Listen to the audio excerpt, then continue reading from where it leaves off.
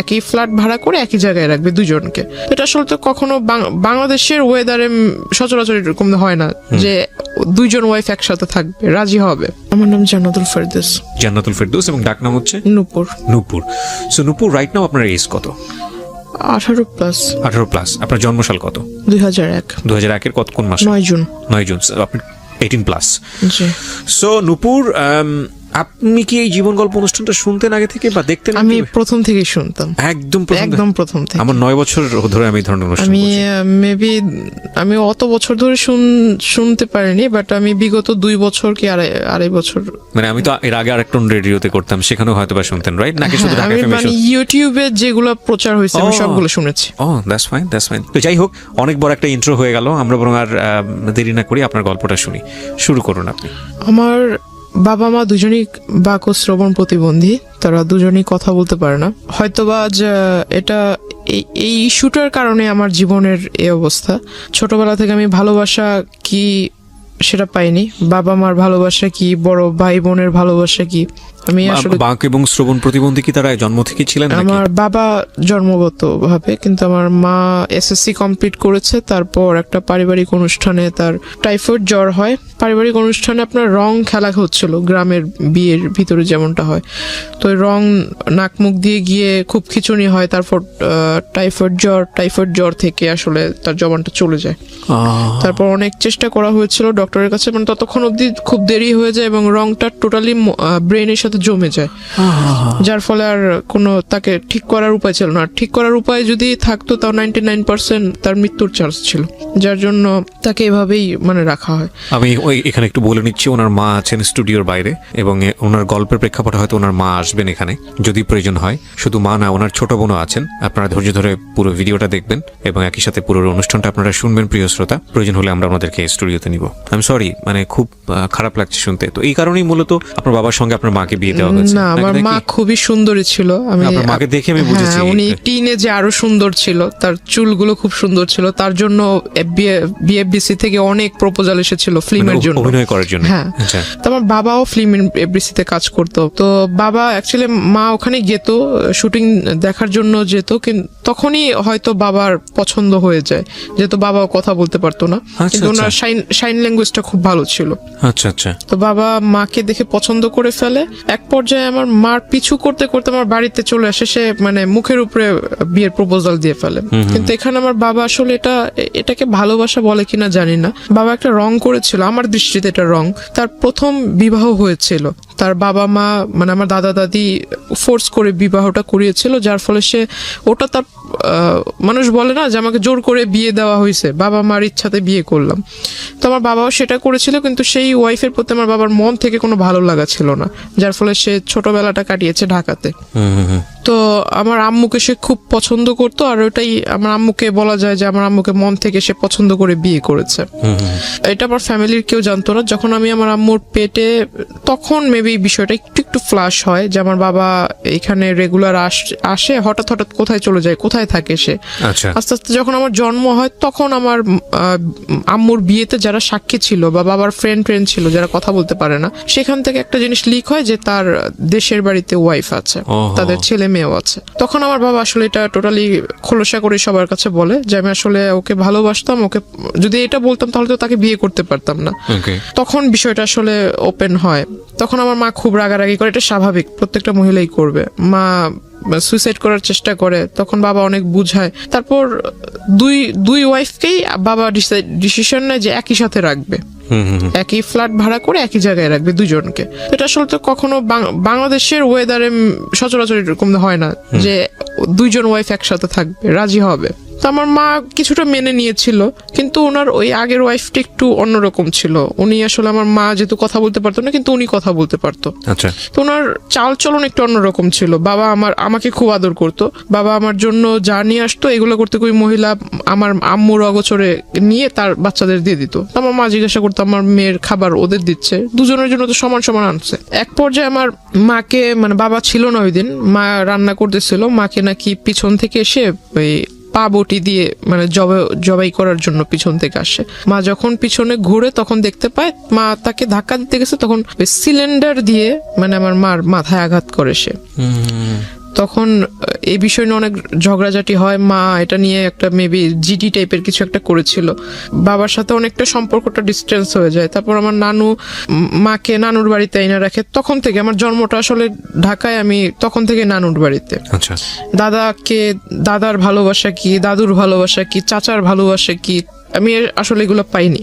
মানুষ বলে না যে কেউ যদি মানুষ হয় দাদার বাড়িতে থাকলেই ভালোভাবে মানুষ হতে পারে, নানা নানির বাসায় থাকলে ওইভাবে মানুষ হওয়া যায় না। আমার সবচাইতে বড় একটা আফসোস হলো যে আমি আমার মাকে কখনো মা বলে রাখতে পারিনি। কেন? কারণ শুনবে কিভাবে সে? আর যতটুকু শুনে ততটুকু হলো যে মা অন্য সবার সাথে সাইন ল্যাঙ্গুয়েজে কথা বলে। আমার যখন খাবারের সময় হয় তখন আমাকে মানে জান্নাত তো বলতে পারে না, তবে নূপুর শব্দটা একটু বোঝা যায় সে যখন বলে, তো নূপুর বলে ডাকে, ওটা আমি বুঝি। আর আমি যদি তাকে যাই বলবো না কেন সে সবই বোঝে। আমি আমার মার বাবার সবার কথা মানে একদম ভালোভাবে বুঝি।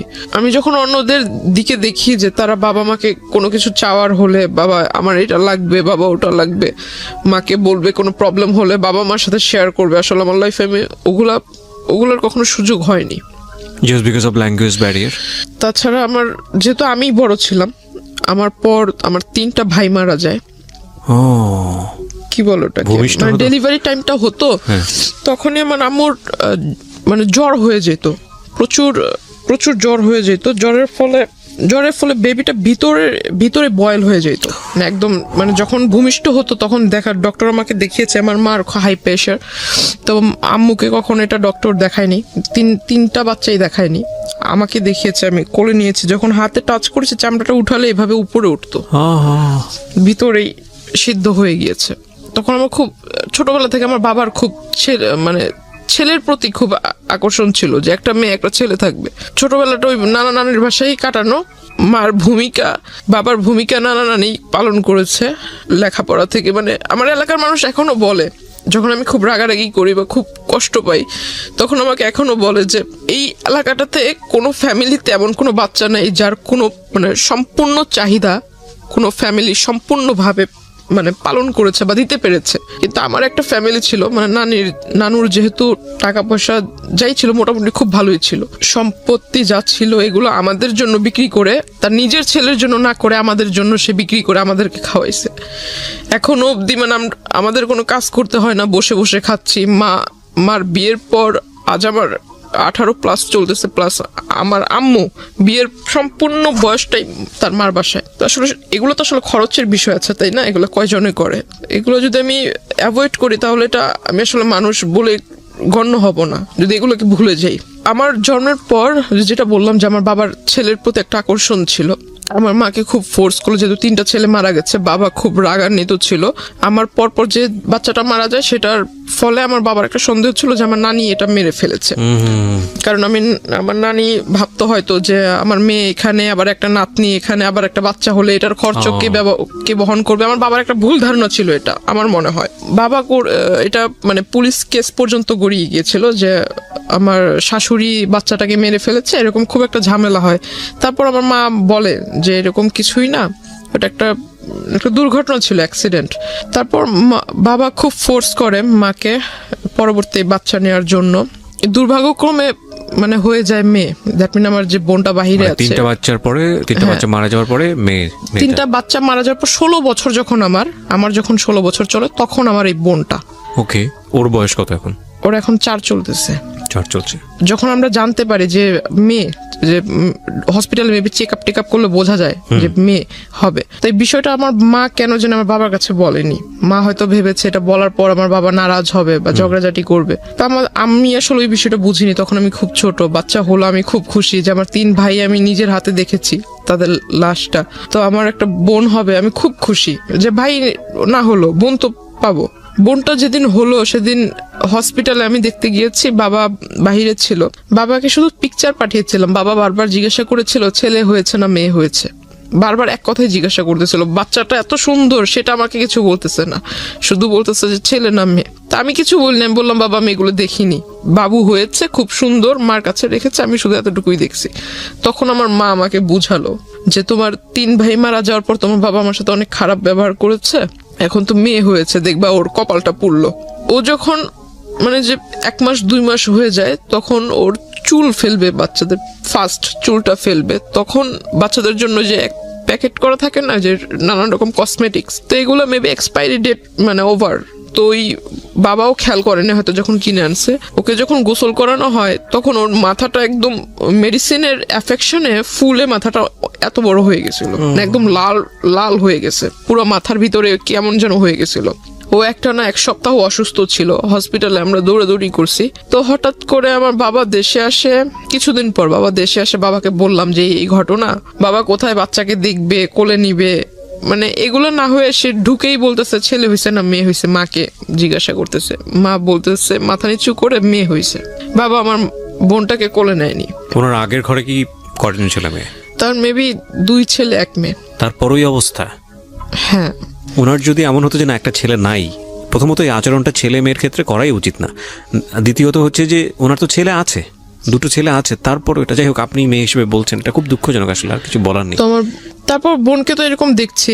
বড় সমস্যা হলো যে আমি ছোট থেকে একাকিত্ব, মানে নিজেকে সবসময় একা করে রাখতাম। এটা আমার একটা, আমি মনে করি যে আমার একটা সবচেয়ে বড় ভুল। ইভেন আমি যখন স্কুলে পড়ি আমি কারোর সাথে মিশতাম না, আর আমার কাছে কেন যেন মনে হতো যে আমার আব্বু আম্মু তো এরকম, কারোর সাথে ফ্রেন্ডশিপ করলে অবশ্যই বাবা আমার একটা টপিকস প্রথমেই আসবে যে বাবা কি করে, মা কি করে।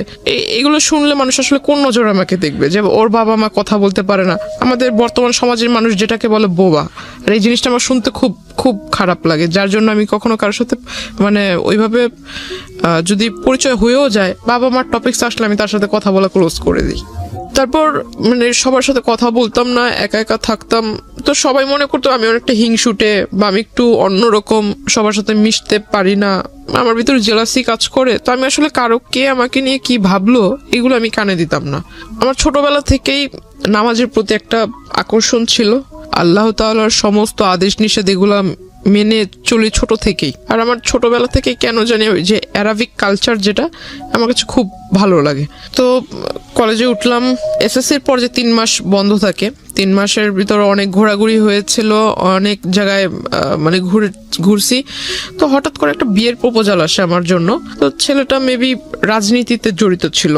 তো যখন শুনলাম যে রাজনীতি করে, ঠিক আছে রাজনীতি করে ভালো, বিয়ের পর হয়তো বউকে ভালোভাবে রাখবে, প্রত্যেকটা ফ্যামিলি চায় তার মেয়ে একটা ভালো ভালো ছেলের কাছে বিয়ে হোক। কি করে যেন বাবা খোঁজ নিয়ে দেখে যে ছেলের আসলে মানে ব্যাকগ্রাউন্ড ভালো না, নেশা টেশা করে, তো এজন্য ওটা রিজেক্ট হয়ে যায়। তারপর ওই ছেলেটা করে কি, মানে রিজেক্ট তো আমার বাবা মানে বললো, বাবার দ্বিমত ছিল। তো ওই ছেলেটা আসলে মানে পরে একটা আমার এলাকাতে ওর পরিচিত কোনো লোক টোক দিয়ে পরে বলে যে আমার নাকি মানে বিয়ের মানে সাংসারিক জীবনে যাওয়ার মতো আমার ভিতরে মানে কি বলে এটাকে মানে সক্ষমতা বা এরকম কিছু নাই। কে বলে এটা? মানে ওই লোকটা বলে। আচ্ছা, যার সঙ্গে বিয়ে হওয়ার কথা। হ্যাঁ হ্যাঁ। তারপর আমার শুনতে মানে যখন শোনার পর আমি আর বাড়িতে কিছু বলিনি, বললাম যে এই লোকের সাথে তো আর আমার বিয়ের সম্বন্ধটা আগায় নেই বা ওইরকম কোনো কথা হয়নি, জাস্ট দেখা সাক্ষাৎ হয়েছে, বাসায় আসছে দেখার জন্য, ওই পর্যন্ত। তাহলে এই বিষয় নিয়ে আর আগায় দরকার কি? ওই বিয়ের প্রস্তাবটা ওটা সবকিছু আমরা ভুলে গেলাম। তারপর আমি ভাবলাম যে সামনে কলেজে ভর্তি হতে হবে, কলেজে যাব, আর নতুন কলেজ, নতুন এরিয়া। যেদিন ফার্স্ট ডে কলেজে গেলাম, খুব মানে প্রথম দিনই খুব মানে ক্লাসের মানে 42 জন স্টুডেন্টের মধ্যে যেন টিচারদের চোখের মনি হয়ে গেলাম। কলেজে স্টার্ট হওয়ার 2.5 থেকে 3 মাসের ভিতরে আমার ফোনের ভিতরে একটা ফোনের মেসেঞ্জারের ভিতরে একটা নক আসে, রিকোয়েস্ট আসে যে ওই কেউ কাউকে মানে অ্যাট ফার্স্ট আপনার ফ্রেন্ড রিকোয়েস্ট পাঠায় নেই, কিন্তু মেসেঞ্জারে যে রিকোয়েস্টটা করে, মেসেজের রিকোয়েস্ট সেটা করে। তো আমি আসলে দেখতে পাই মানে আমার একটা রাজনৈতিক যে প্রেক্ষাপটটা, আমার ছোটবেলা থেকে কেন যেন মনে হতো যে আমি বড় হয়ে লেখাপড়া করে ইচ্ছা ছিল যে আমি এগুলো করব। তখন ওই টাইমটাতেই ওই লোকটা আমার প্রোফাইল পিকচারে ছিল, ওই যে পিকচারটা ছিল, সেই পিকচারটা দেখে উনি আমাকে নক দেওয়ার পর সে আমাকে ডিরেক্টলি অ্যাট ফার্স্ট নক দিয়ে আমার নাম্বার চায়। ইভেন সে লিখে যে আপনি যদি আমার দলের ভিতরে আসেন তাহলে আপনাকে দেখে অনেক লোক উপলব্ধ হয়ে, আপনাকে দেখে অনেক লোক, আপনার আশেপাশের অনেক লোক আমার এখানে আসবে। আপনার প্রোফাইল পিকচারের মধ্যে দলীয় কোনো ব্যাপার স্যাপার ছিল? হ্যাঁ হ্যাঁ। ওকে। আর আমি জানতাম না যে প্রোফাইল পিকচার আমার সাথে যিনি ছিল ওনার সাথে আবার ওনার আগে থেকেই পরিচয় আছে। ওটা উনি দেওয়ার পর আপনার প্রোফাইল পিকচারের মধ্যে এমন একজন ব্যক্তি ছিল যার সঙ্গে যিনি আপনাকে নক দিয়েছেন তার পরিচয় ছিল? হ্যাঁ। ওকে। মানে ওনার ওখানে উনি কাজ করতো, যিনি আমাকে নক দিয়েছে। তো উনি আমাকে যখন এই মেসেজ দেয় তখন আমি ভাবলাম যে উনি আমাকে মেসেজ দিয়েছে, আমি ওনাকে চিনি না, উনিও আমাকে চিনে না। এই প্রথম যেহেতু মেসেজ দিয়েছে, মেসেজ দিয়ে আবার নাম্বার চাচ্ছে প্রথমেই নাম্বার চাচ্ছে, প্লাস বলছে যে আমার দলে আসলে আপনার লাইফটা অনেক ভালো হবে, লাইফটা অনেক ভালোভাবে লিড করতে পারবেন, অনেক বড় পোস্ট পাবেন, দেশে বিদেশে ভ্রমণ করতে পারবেন, আরো অনেক কথা। তো আমি আসলে এই কথা শুনে আমার কাছে মনে অনেকটা মানে টাউট টাইপের মনে হয় যে লোক বাট পারে, মানে আমি তো এখনো পূর্ণ এজে পৌঁছায় নেই, তো আমি কিভাবে রাজনীতি করব? আর আমাকে সে পোস্ট দিবে, আমি পোস্ট মানে আমার একটা সিগনেচারে মানুষ এই দেশ থেকে ওই দেশে চলে যাবে, এটা আবার এমন কোন ক্ষমতা? দুনিয়াতে তো অনেক রাজনীতিবিদ আছে যাদের বয়স অনেক বেশি, একটা নির্দিষ্ট টাইম থাকে না। তো আমিও ওটা মিন করে মানে তার সাথে আর কথা বলিনি, সে আমাকে রিকোয়েস্ট পাঠিয়েছে, তার সাথে কোনো কথা না বলে আমি সাথে সাথে রিকোয়েস্টটা রিমুভ করে দিই। অনেক দিন যায়, সে আবার অন্য একটা আইডি থেকে রিকোয়েস্ট মানে ওইভাবে রিকোয়েস্ট করে সেম কথা বলে, তখন আমি বুঝতে পারি যে অন্য আইডি হলে কি হবে, লেখা তো সেম, নাম্বারটাও সেম, আমি ওটা রিমুভ করে দিই। তারপর সে আমাকে সে একটা কাজ করেছিল যে আমার ফেসবুকের ভিতরে যে পিকচারগুলো আমি আপলোড দিতাম সেগুলো সবকিছু পাবলিক ছিল, পাবলিক থাকলে মেবি লাইক টেক বেশি আসে এরকম কিছু। আমি আসলে বুঝতাম না যে পাবলিক থাকলে পাবলিক অনলি মি থাকলে পিকচার মেবি দেখতে পারবে না, অনলি মি থাকলে শুধু আপনি দেখতে পারবেন, ফ্রেন্ডস থাকলে আপনার লিস্টে যারা আছে তারা দেখতে পারবে, ফ্রেন্ডস অফ ফ্রেন্ড থাকলে তাদের ফ্রেন্ডরা দেখতে পারবে। প্রোফাইল গার্ডের যে সিস্টেমটা এটা তো মেবি ইনস্ট্যান্ট হয়েছে। তো তখন প্রোফাইল পিকচারে ওইরকম লকটক সিস্টেম ছিল না, পিকচারটা সে ডাউনলোড করে রেখেছে, ডাউনলোড করে মেবি ওই যে প্রিন্ট আকারে বের করেছে। তারপর আমার ওখানে ইউনিফর্ম পরা কিছু ছবি ছিল, ইউনিফর্মের সাথে আপনার যে আইডি কার্ডের যে লেসটা হয়, লেসের ভিতরে কলেজের নাম ছিল, সে সমস্ত কিছু ডাউনলোড করে মানে টোটালি অ্যাডভান্স ছিল, কোন পিকচারে মানে কোন ডেটে কোন পিকচার ছেড়েছি, আজকে একটা পিকচার ছেড়েছি, যে কমেন্ট করেছে সে কালকের পিকচারে স্টাডি করেছে জিনিসগুলো, হ্যাঁ সমস্ত কিছু সে নোট করেছে, প্লাস স্ক্রিনশট রেখেছে কারা কারা মানে রেগুলার কমেন্ট করে, লাইক করে, প্লাস ওইখানে আপনার লাইক কমেন্ট এন্ড স্মাইলি দেওয়ার সিস্টেম আছে, লাভ চিহ্নর মেবি একটা রিঅ্যাকশন আছে, ওইরকম কারা কারা দেয়, হ্যাঁ সমস্ত কিছু। সে একটা মানে তার একটা স্বভাব ছিল কি সবকিছু লিখে, মানে কাগজ কলম তার কাছে মানে সবকিছু লেখার ভিতরে সে এক্সপার্ট ছিল।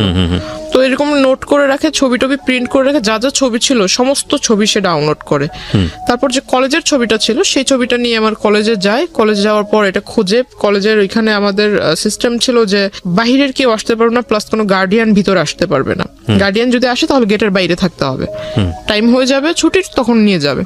তো সে করতো কি যে কলেজ গেটের এখানে যারা পাহারাদার থাকতো, আনসার টাইপের কিছু লোক ছিল, তো এদেরকে পিকচার দেখাতো। এখন স্টুডেন্ট অনেক, কয়জন রে ওই দারোয়ানরা মনে রাখবে, তো এটা আসলে পসিবল হয় না। সে করতো কি রোডের ওই পার অপোজিটে ছিল আপনার ছোট একটা ক্যাফে শপ, সেখানে মানে আমি কখন আসলে যেতাম না, তো ওইখানে সে মানে ভিতরে গ্লাস সিস্টেম ছিল, ভিতরে বসে বাইরে দেখা যাবে কিন্তু বাইরে থেকে কেউ বুঝতে পারবে না যে ভিতরে কেউ আছে কিনা, এমন সিস্টেম ছিল। তো সে ভিতর থেকে আমাকে ফলো করতো, ইভেন সে দারোয়ানকে আর ওই ক্যাফের ওই যারা সার্ভিস করে, সার্ভ টার্ভ করে, ওয়েটার, এদেরকে মানে টাকা দিয়ে রেখেছিল। যে এটা তো আপনি একদম পরে গিয়ে জেনেছেন, ইনিশিয়ালি তো আপনি এগুলো জানতে পারেননি, যখন তার সঙ্গে আপনার পরিচয় হয়েছে বা সামথিং, আমি গেস করছি যে কিছু একটা হয়েছে, ইনিশিয়ালি আপনাকে নক করলো কিভাবে সেদিকে একটু জান প্লিজ। হ্যাঁ, তো মানে তার সাথে আমার কিভাবে পরিচয় হয় এটা সেই জায়গাটাই জান। আচ্ছা, তারপরে কি তো আপনি জানতে পেরেছেন এগুলো? আমি ফলো করি, মানে সে যে দোকানে বসে থাকতো তখন আমি এটা ফলো করছি বেশ কয়েকদিন, কারণ যে তার প্রথম আইডি থেকে যখন আমাকে নক করে সেখানে পিকচার ছিল পাসপোর্ট সাইজ, মানে সে আরো মেবি আরো 10 বছর আগে পিকচার তুলেছিল সেই পাসপোর্ট সাইজের ছবি, কিন্তু সে বর্তমানে যেরকম দেখতে এমন কোনো পিকচার ছিল না। আর তার প্রোফাইলে যেহেতু তার সাথে আমার ফেসবুক ফ্রেন্ডশিপ ছিল না, তো তার ওইখানে ঢুকে জাস্ট তার অতীতের যে কিছু কিছু পোস্ট সেটা দেখতে পাচ্ছিলাম। রিসেন্টলি যে পোস্টগুলো আপলোড করেছে এগুলো দেখার কোনো সুযোগ ছিল না আমার জন্য। পিকচারে যেটা দেখেছিলাম প্রোফাইল পিকচারে কিছু কিছু আইডিয়া ছিল, যদি আমি তার ওই ড্রেস আপ বাদ দিয়ে শুধু ফেসটার দিকে ফোকাস করি, গুগলস বাদ দিয়ে যদি ফেসটাকে দেখি তো কিছুটা মিল পাচ্ছিলাম। এই লোক আমাকে নক করেছিল, আর এই লোকটাই প্রতিদিন এভাবে এই জায়গায় দাঁড়িয়ে থাকে, এভাবে আমার দিকে তাকিয়ে থাকে। অনেক মেয়েই তো আছে, সে আমাকে দেখে দেখে মুস্কি হাসির মানে কি, তাই না? এটা কিছু কিছু তো বুঝতে পারি। তাকে ওটা দেখলাম, অনেকদিন লক্ষ্য করলাম, হঠাৎ একদিন সে আমাকে ডাকে আমাকে আমার নাম ধরেই ডাকে, প্রোফাইলে যে নাম ছিল সে নাম ধরে ডাকে। তখন আমি মানে একদম শিওর যে এই লোককে তো এতদিন আমি সন্দেহ করছিলাম, আসলে সে আমার জন্য এখানে আসছে, এটা তখন বুঝতে পারলাম। তারপর ওই দিন আর তাকে রেসপন্স দেইনি। কিন্তু ইন দ্য মিন টাইম নিশ্চয়ই আপনার ওই লোকটার সঙ্গে কোনো কথোপকথন হয়েছে, না, যে কারণে সেখানে আসছে, নাকি শুধুমাত্র না হাই না, হ্যালো? সে ওই ছবি দেখে, হাই হ্যালো ছবি দেখি সে আপনাকে ফলো করছে? মানে সে তো আমাকে নক করেছে ফেসবুকে অনেকবার, কিন্তু আমি তাকে রেসপন্স দেইনি। আচ্ছা, সে ওই পিকচার দেখেই মানে কনফার্ম হওয়ার জন্য এখানে আসছে। ওকে। প্লাস সে করেছে কি, যে কয়দিন আমার সাথে মানে প্রথম দিকে আমার সাথে যখন কথা বলার চান্সটা হয়নি, সে করেছে কি আমার সাথে যাদের পিকচার ছিল আপলোড করেছিলাম, যারা সেকেন্ড ইয়ারের স্টুডেন্ট ছিল, এদের সাথে একটা ভালো কম্বিনেশন করে ফেলেছে। কিভাবে কম্বিনেশন করেছে, সে পরিচয় দিয়েছে সে আমার দাদু, আপন দাদু। আমার বাবা মা দেশের বাহিরে থাকে।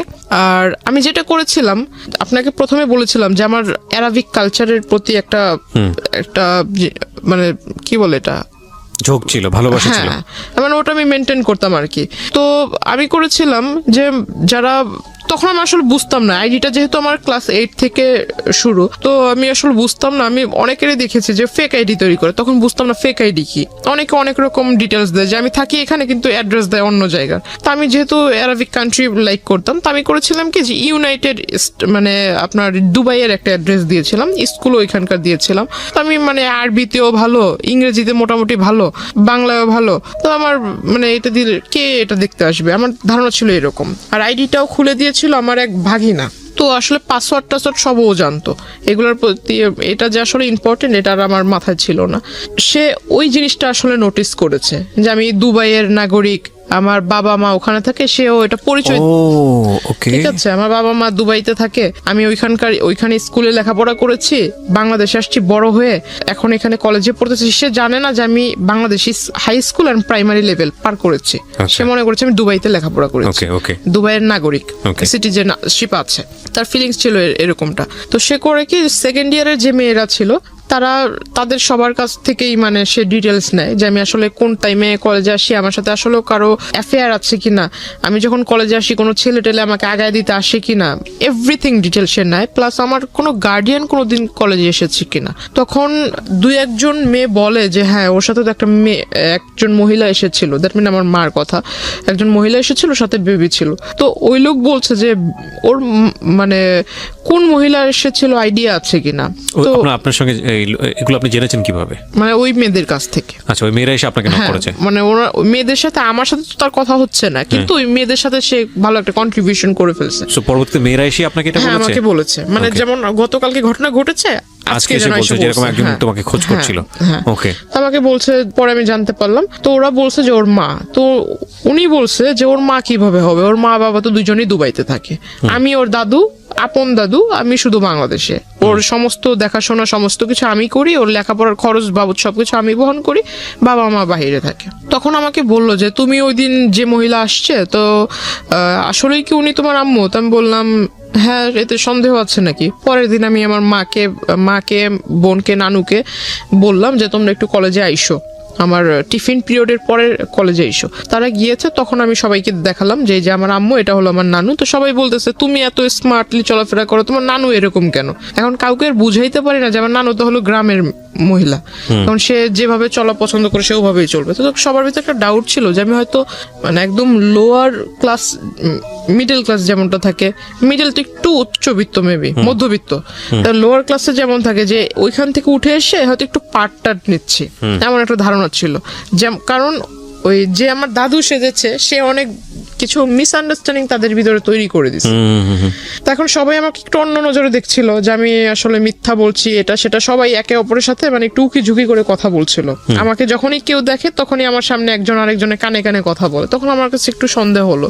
এই গতকালকে ওই লোকের কথা শুনলাম, ওই লোককে সন্দেহ করতেছিলাম, সন্দেহটা বাস্তবায়ন হলো।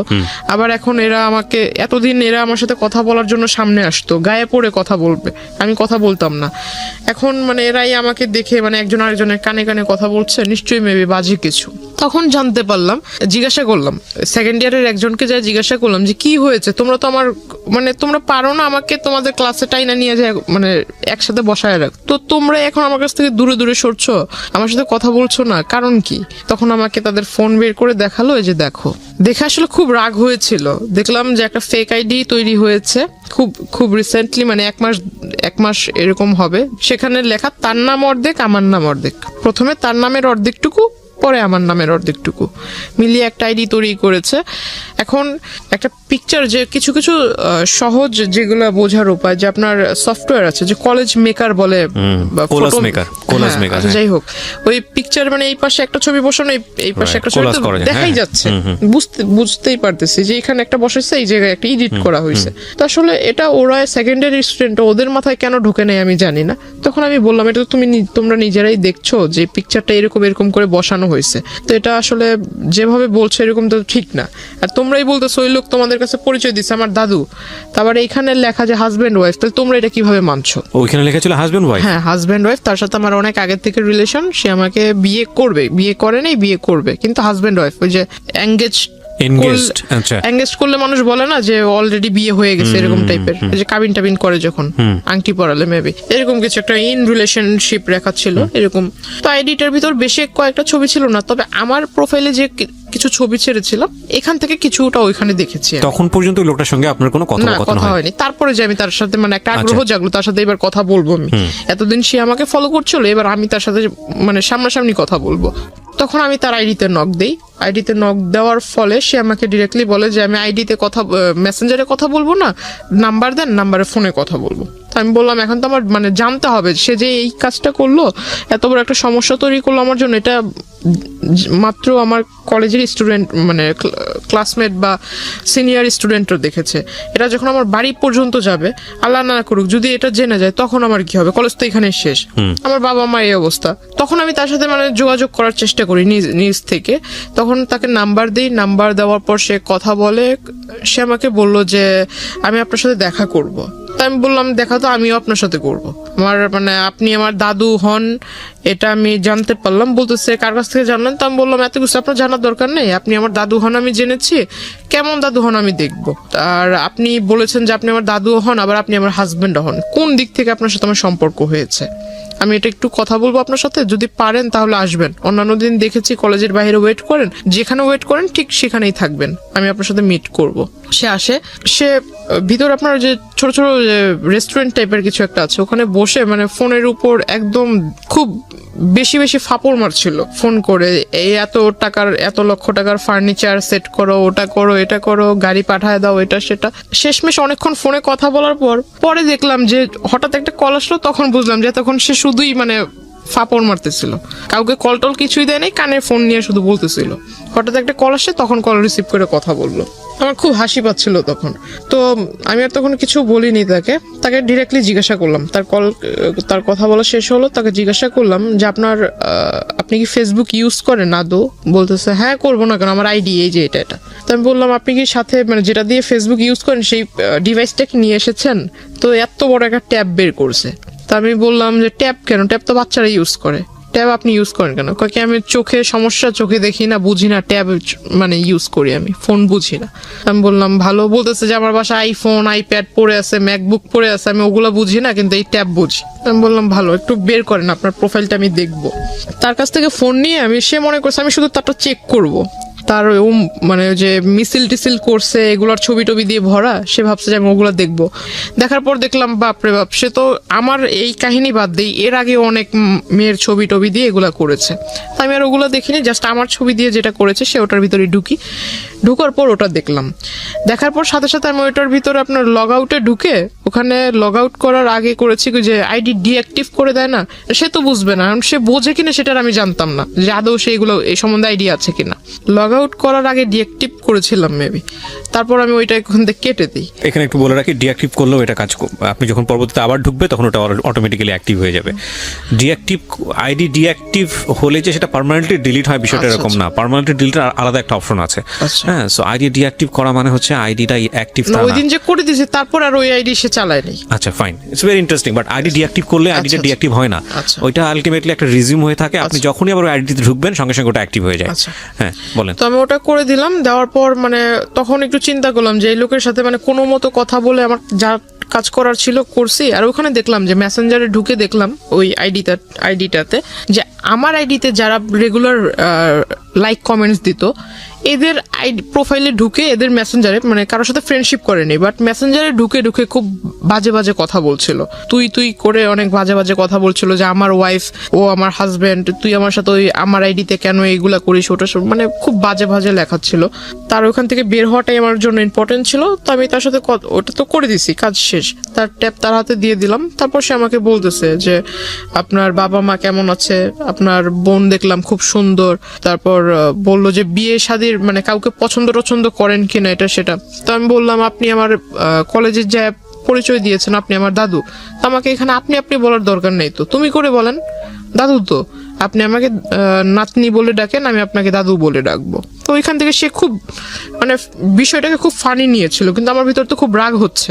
সে খুব হাসতেছে মানে জোরে জোরে। সে কফি অর্ডার করলো, কফি অর্ডার করার পর সে কফির বিল আসছে 100 টাকা, সে 100 টাকা দিতে পারে না, 20 টাকার জন্য মানে ঝগড়া লেগে গেছে কফি শপের লোকদের সাথে। সে ওখান থেকে মানে আমার ওখান থেকে আমি টাকা দিয়ে দিলাম, চলে আসলাম তাকে নিয়ে। তারপর আমি বাসায় আসবো, রিক্সা নিব, তখন আমাকে মানে সে 100 টাকা হাতে ধরায় দিবে যে এটা আপনি নিয়ে যান হাত খরচ।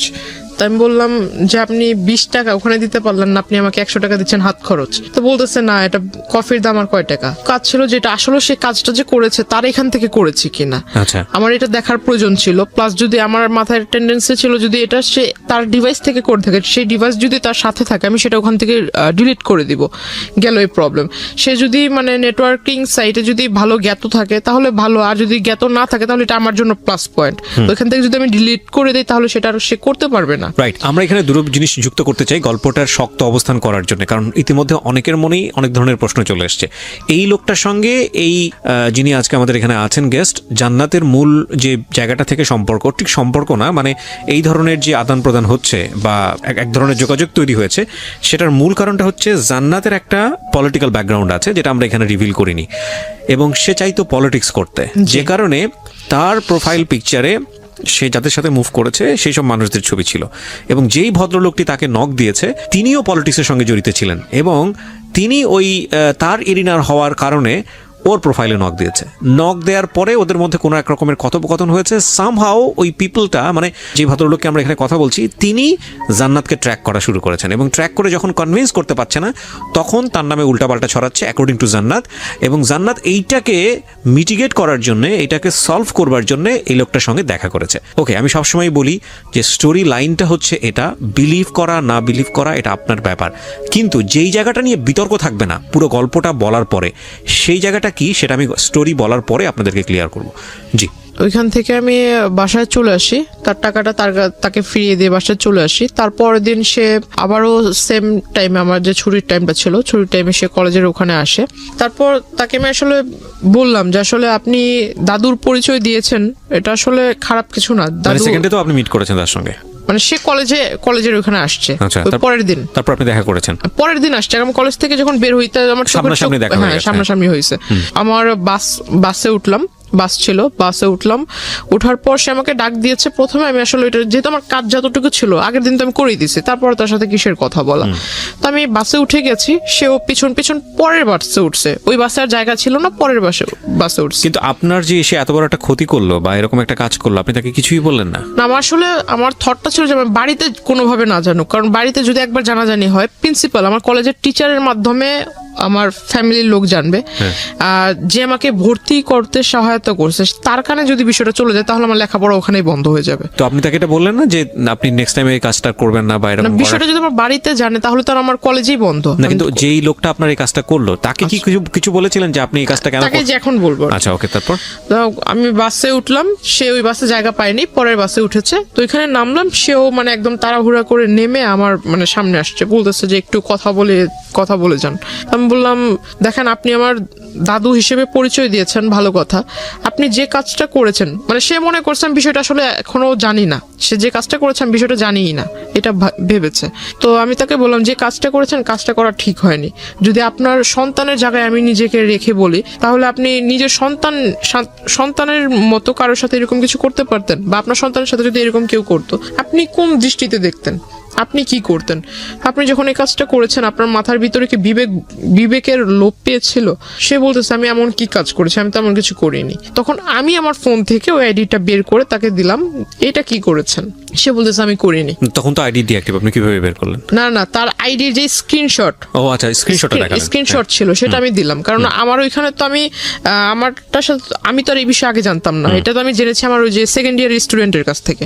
তো আমি এটা দেখালাম, দেখানোর পর বলতেছে, না আমি এটা করিনি, এটা হয়তো অন্য কেউ করছে। তো আমি বললাম, আপনার আর আমার সম্পর্ক কি, এটা আমি নিজেই জানি না। আপনার আর আমার এমন কোন রিলেশনশিপ, বা আপনার সাথে আমার কবে পরিচয় হয়েছে? ফাইন, এখন আমি পরিষ্কার হচ্ছি। মানে আলটিমেটলি আপনি যে ওনার কাছ থেকে আপনার এই ফলস আইডিটা ডিলিট করবেন, এটা উনি জানতো না আগে থেকে, না, এবং আপনিও জানাতে চাননি, কারণ মানে আপনি টেকনিক্যালি উনি হয়তো ভাবছে যে আমি এই সম্পর্কে জানিই না। রাইট। সো আপনি খুব টেকনিক্যালি জিনিসটা ডিলিট করে দিতে চেয়েছেন।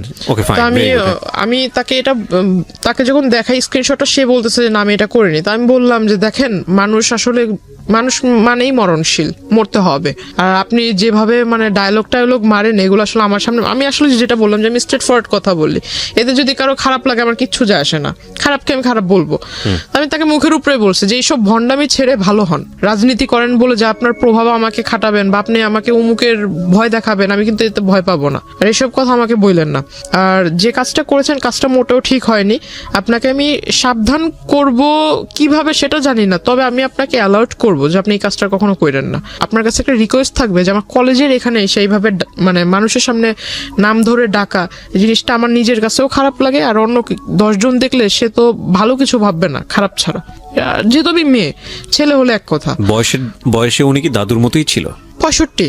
ও ওকে, উনি 65, আপনি 16 তখন, রাইট।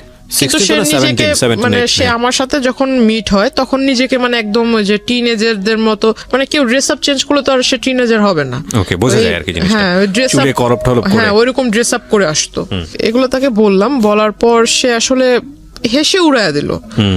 মানে সে বলতেছে যে ঠিক আছে, তাহলে যেহেতু তুমি সবকিছু জানতে পেরেছো আর আমি একটা ভুল করেছি, তাহলে এটা কিভাবে মাফ চাইবো? সবার সামনে এই মানে এই মুহূর্তে রাস্তায় সবার সামনে কি পা ধরে মাফ চাবো? আমি বললাম যে এটা আপনি মূর্খর মতো কথা বলেন কেন? এমন একটা কাজ করেছেন, আপনার তো মানে লজ্জিত হওয়া উচিত, লজ্জা পাওয়া উচিত। আপনি আমাকে ভালোভাবে বলতে পারেন যে আমার ভুল হয়েছে, আমি জিনিসটা ভুল করে ফেলছি। আর আপনি যেভাবে বলছেন এটা তো আসলে মানে ভালো মানুষের মতো কথা হচ্ছে না। তাকে বলার পর তারপরও তার কোনো মানে ফিলিংস ছিল না যে আমি একটা অন্যায় করেছি এটা। তাকে আমি ওইখান থেকে আমি চলে আসি, তার সাথে আর কথা বলিনি। পিছন থেকে অনেক ডাক ছিল, আমি আর তার কথা সাড়া দিইনি, রিক্সায় করে চলে আসি। তার পরের দিন সে আসেনি।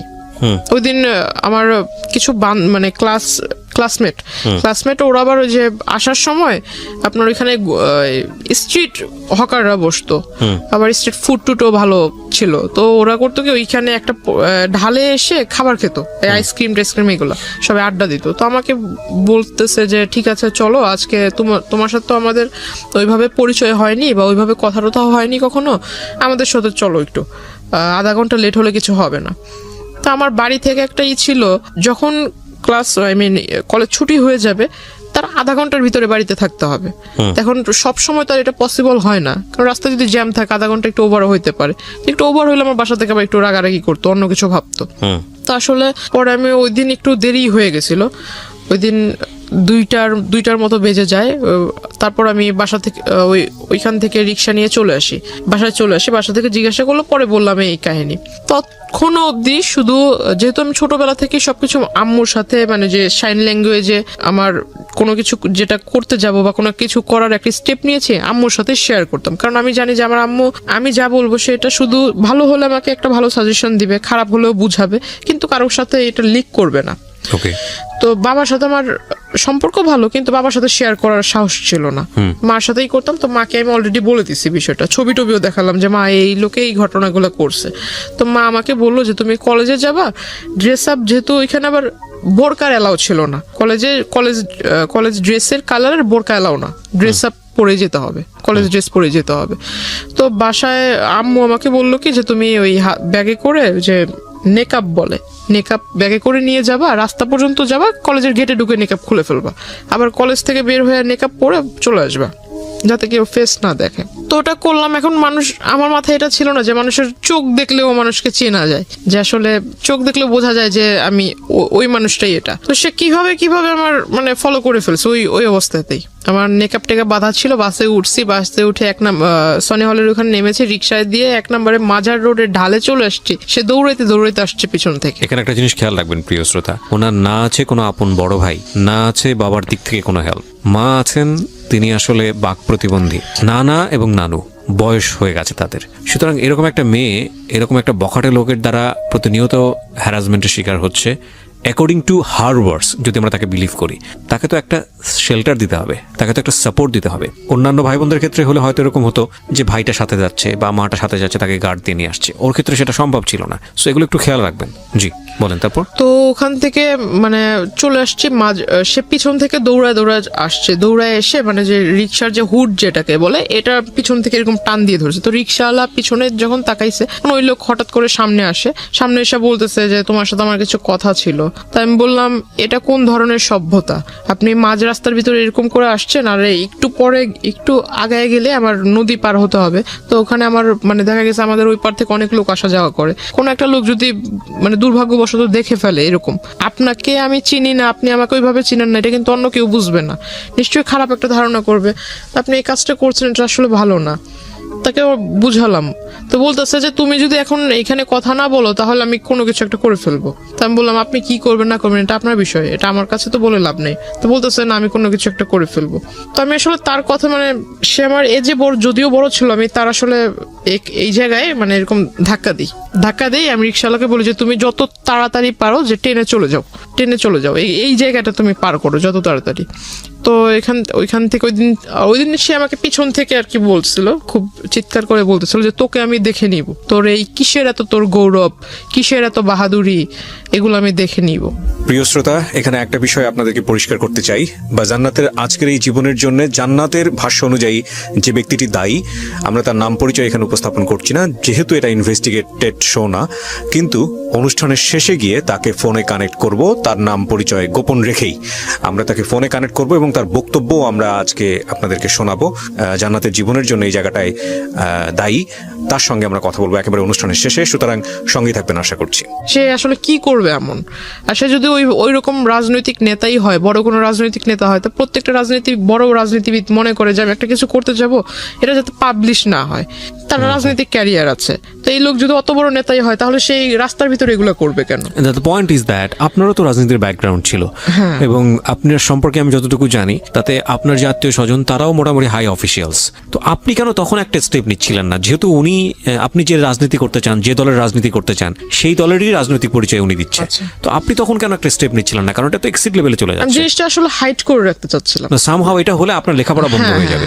কারণ আমার 2 মাস পর পরীক্ষা, ফার্স্ট সেমিস্টার। রাইট। আমি আসলে কোনো মতো মানে ওনার কাছ থেকে পিছু ছাড়াতে চাচ্ছিলাম। ততদিনে এই ভদ্রলোকটা কি আপনার উইকনেস গুলো বুঝে গেছে যে ও আপনি এটা হাইড করতে? আগে থেকেই নোট করেছে। ইভেন আমি ওই দিন যেটা জানতে পারলাম, আমি যখন তার এখানে ধাক্কা দেই, তার শোল্ডারে যখন ধাক্কা দেই, সে আমাকে যে পিছন থেকে যে বলেছিলাম, তো এই জিনিসটা ইগনোর করেছি। কিন্তু সেই দিন বিকেল বেলা সে করেছিল কি, আমাদের যে নদীর ঘাট যেটা, ওইখানে মানে নৌকাওয়ালাগুলা হলো একদম পার্মানেন্ট নৌকাওয়ালা, এরা চেঞ্জ হবে না, সবসময় এরাই ওখানে নৌকার পারাপার করে। তো ওই পর্যন্ত গিয়েছে, গিয়ে প্রত্যেকটা নৌকাওয়ালার কাছ থেকে মানে জিজ্ঞাসা করেছে। তো ওদের কাছ থেকে আমার ইনফরমেশন নেয়, আমার বাড়ি কোথায়, আমার বাড়িতে কে কে আছে, আমার বাবার বাড়ি কোথায়, মার বাড়ি কোথায়, এই হাবিজাবি সমস্ত কথা সে কালেক্ট করে। প্লাস আমার ছোটবেলা থেকে মানে আমি ছোটবেলায় কি করতাম না করতাম সমস্ত কথা সে এগুলা কালেক্ট করে। অনেক দিন মানে প্রায় 1 মাসের মতো আর তার মানে ওইখানে আমি কি বলো এটাকে মানে সে আর ওইখানে আসেনি। তার মানে আমার কাছে খুব ভালোই মনে হচ্ছিল যে মানে এতদিন পর আমি একটা খুব মানে এখন ভালোভাবে যাতায়াত করতে পারবো, কোনো প্রবলেম নেই। তখন আমি নেকআপটা ইউজ করা বাদ দিয়ে দিলাম, যেহেতু আসছে না হয়তো সে আসবেই না, ওইরকম একটা ধারণা ছিল। তো আমি খুব তখন থেকে আসলে যে 2-1টা মেয়ের সাথে আর কি মিশতে শুরু করলাম, ক্লাসমেট। আমি মানে তাদের সাথেই মিশতাম যারা দেখতাম যে একটু মানে ফ্যামিলি দিক থেকে একটু মানে একটু লো টাইপের, বা যাতে করে আমাকে নিয়ে কেউ তুচ্ছতাচ্ছিল না। হ্যাঁ হ্যাঁ মানে আমাকে যে বুঝবে আর কি। আমি তার সাথে 2টা কথা বললে সে ওটা লিক করবে না, সে মানে আমার সাথে আমাকে 2টা সাজেশন দিবে বা আমার সাথে একটু ভালোভাবে ব্যবহার করবে। হঠাৎ করে জানতে পারি যে আমার সাথে যারা কথা বলে এই তাদের সাথে মানে মানে কি বলো ওটাকে মানে ওদেরকে ওই লোক শিখায় দেয় যে এই প্রশ্ন করবা ওকে, আর ওরা এসে আমাকে সেই প্রশ্নগুলো করে, আমার কাছ থেকে যে উত্তরগুলা ওরা জানতে পারে সেই উত্তরটা আবার ওই লোকের কাছে লিক করে দেয়। আসলে এটা আসলে আমার জন্য ব্যাড লাক ছিল কিনা জানি না।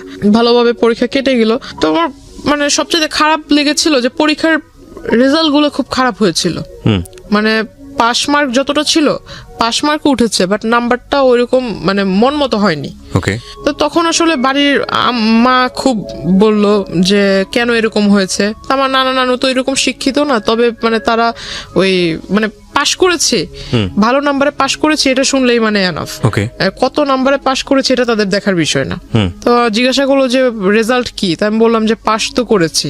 তারপর আর কিছু জিজ্ঞেস করে না। তো মা আমাকে বললো, বাবা বললো যে নাম্বার এত কম কেন। এখন পুরোপুরি বলতে পারছি না যে এই ঘটনার ভিতরে আসলে আমার লেখাপড়ার ভিতরে মনটা ওইভাবে যায়নি। তখন করতাম কি আমি প্রতিনিয়ত নেটওয়ার্কিং সাইটটাতে আমার সাথে যারা অ্যাড ছিল কলেজেতে, কলেজে যেসব মেয়েরা অ্যাড ছিল তাদের ওইখানে মানে রেগুলার চেক করতাম যে আদৌ আবার নতুন করে কোনো আইডি তৈরি হয়েছে কিনা, আবার এরকম কোনো অপপ্রচার হচ্ছে কিনা, এই বিষয়টাতে খেয়াল করতাম। তখন দেখলাম যে না এরকম হচ্ছে না। তখন আস্তে আস্তে পড়ালেখার ভিতরে একটু মন দিচ্ছি।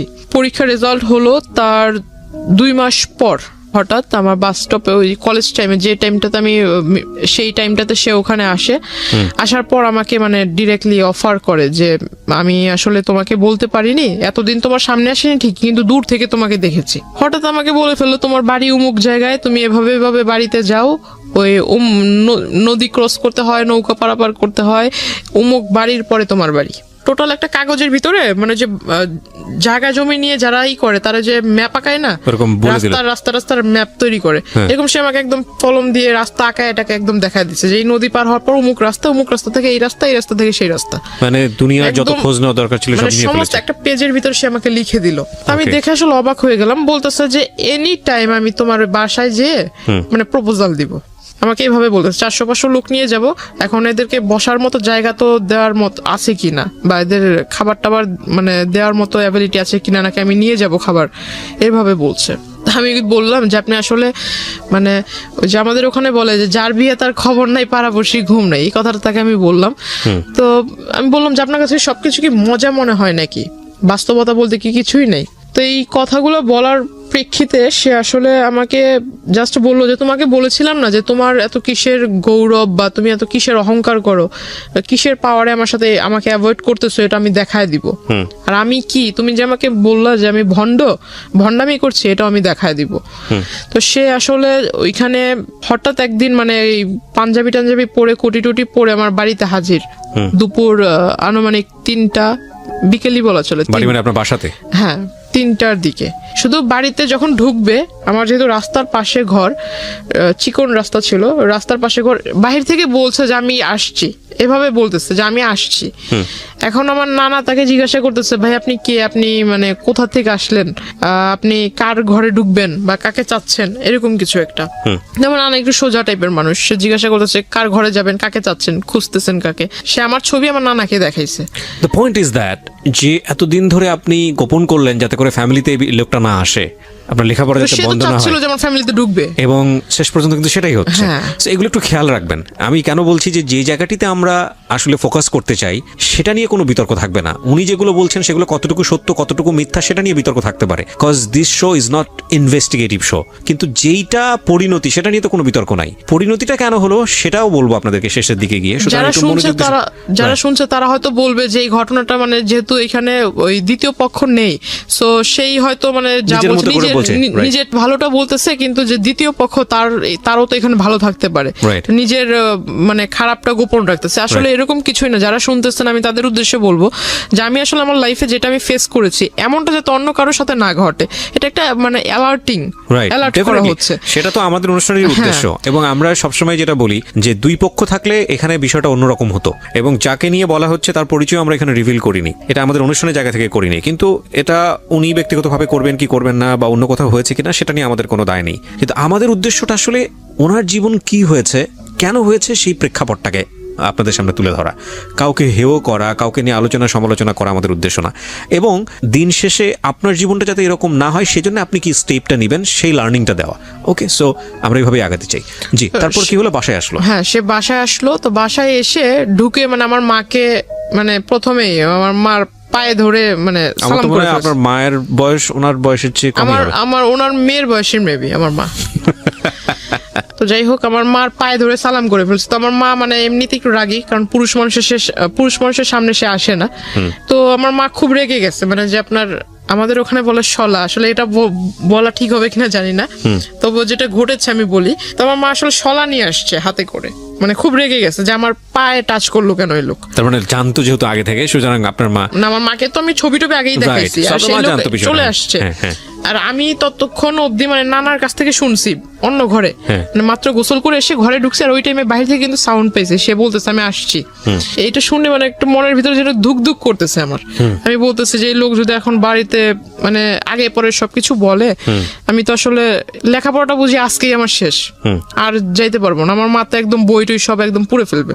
তো আমি অন্য ঘরে বসে শুধু চুপচাপ মানে ভাবতেছি যে আসলে কি বলবো। বাড়ির লোকের কাছে যখন এই লোকটা তার মতো করে বলবে, বাড়ির লোক আমাকে যখন জিজ্ঞাসা করবে, আমি তখন কি করব। তখন ওই লোকের সামনে আমার মা শলা নিয়ে আসে মানে তাকে দেখাইতেছে শলা দিয়ে বাড়ি মারবে, মানে ঝাঁটা। হ্যাঁ, ওকে, ওই শলা দিয়ে বাড়ি মারবে। তো ওই লোক বলতেছে যে মানে সে তো আর ইশারা বোঝে না, ইশারার কথা তো আর বোঝে না ওই লোক। আপনার মা সম্পর্কে তো জানতো যে উনি? না, এগুলো জানতো ও একেবারে জানতো না। আচ্ছা। তো ওই মানে সে তো ইশারা ভাষা বোঝে না, সে বলতেছে মানে হাত দিয়ে দেখাইতেছে যে আমি ওইরকম কেউ না, আমি আপনাদেরই পরিচিত, আপনাদেরই ওই কি বলে ওই আত্মীয় হব, এরকম কিছু একটা বলতেছে।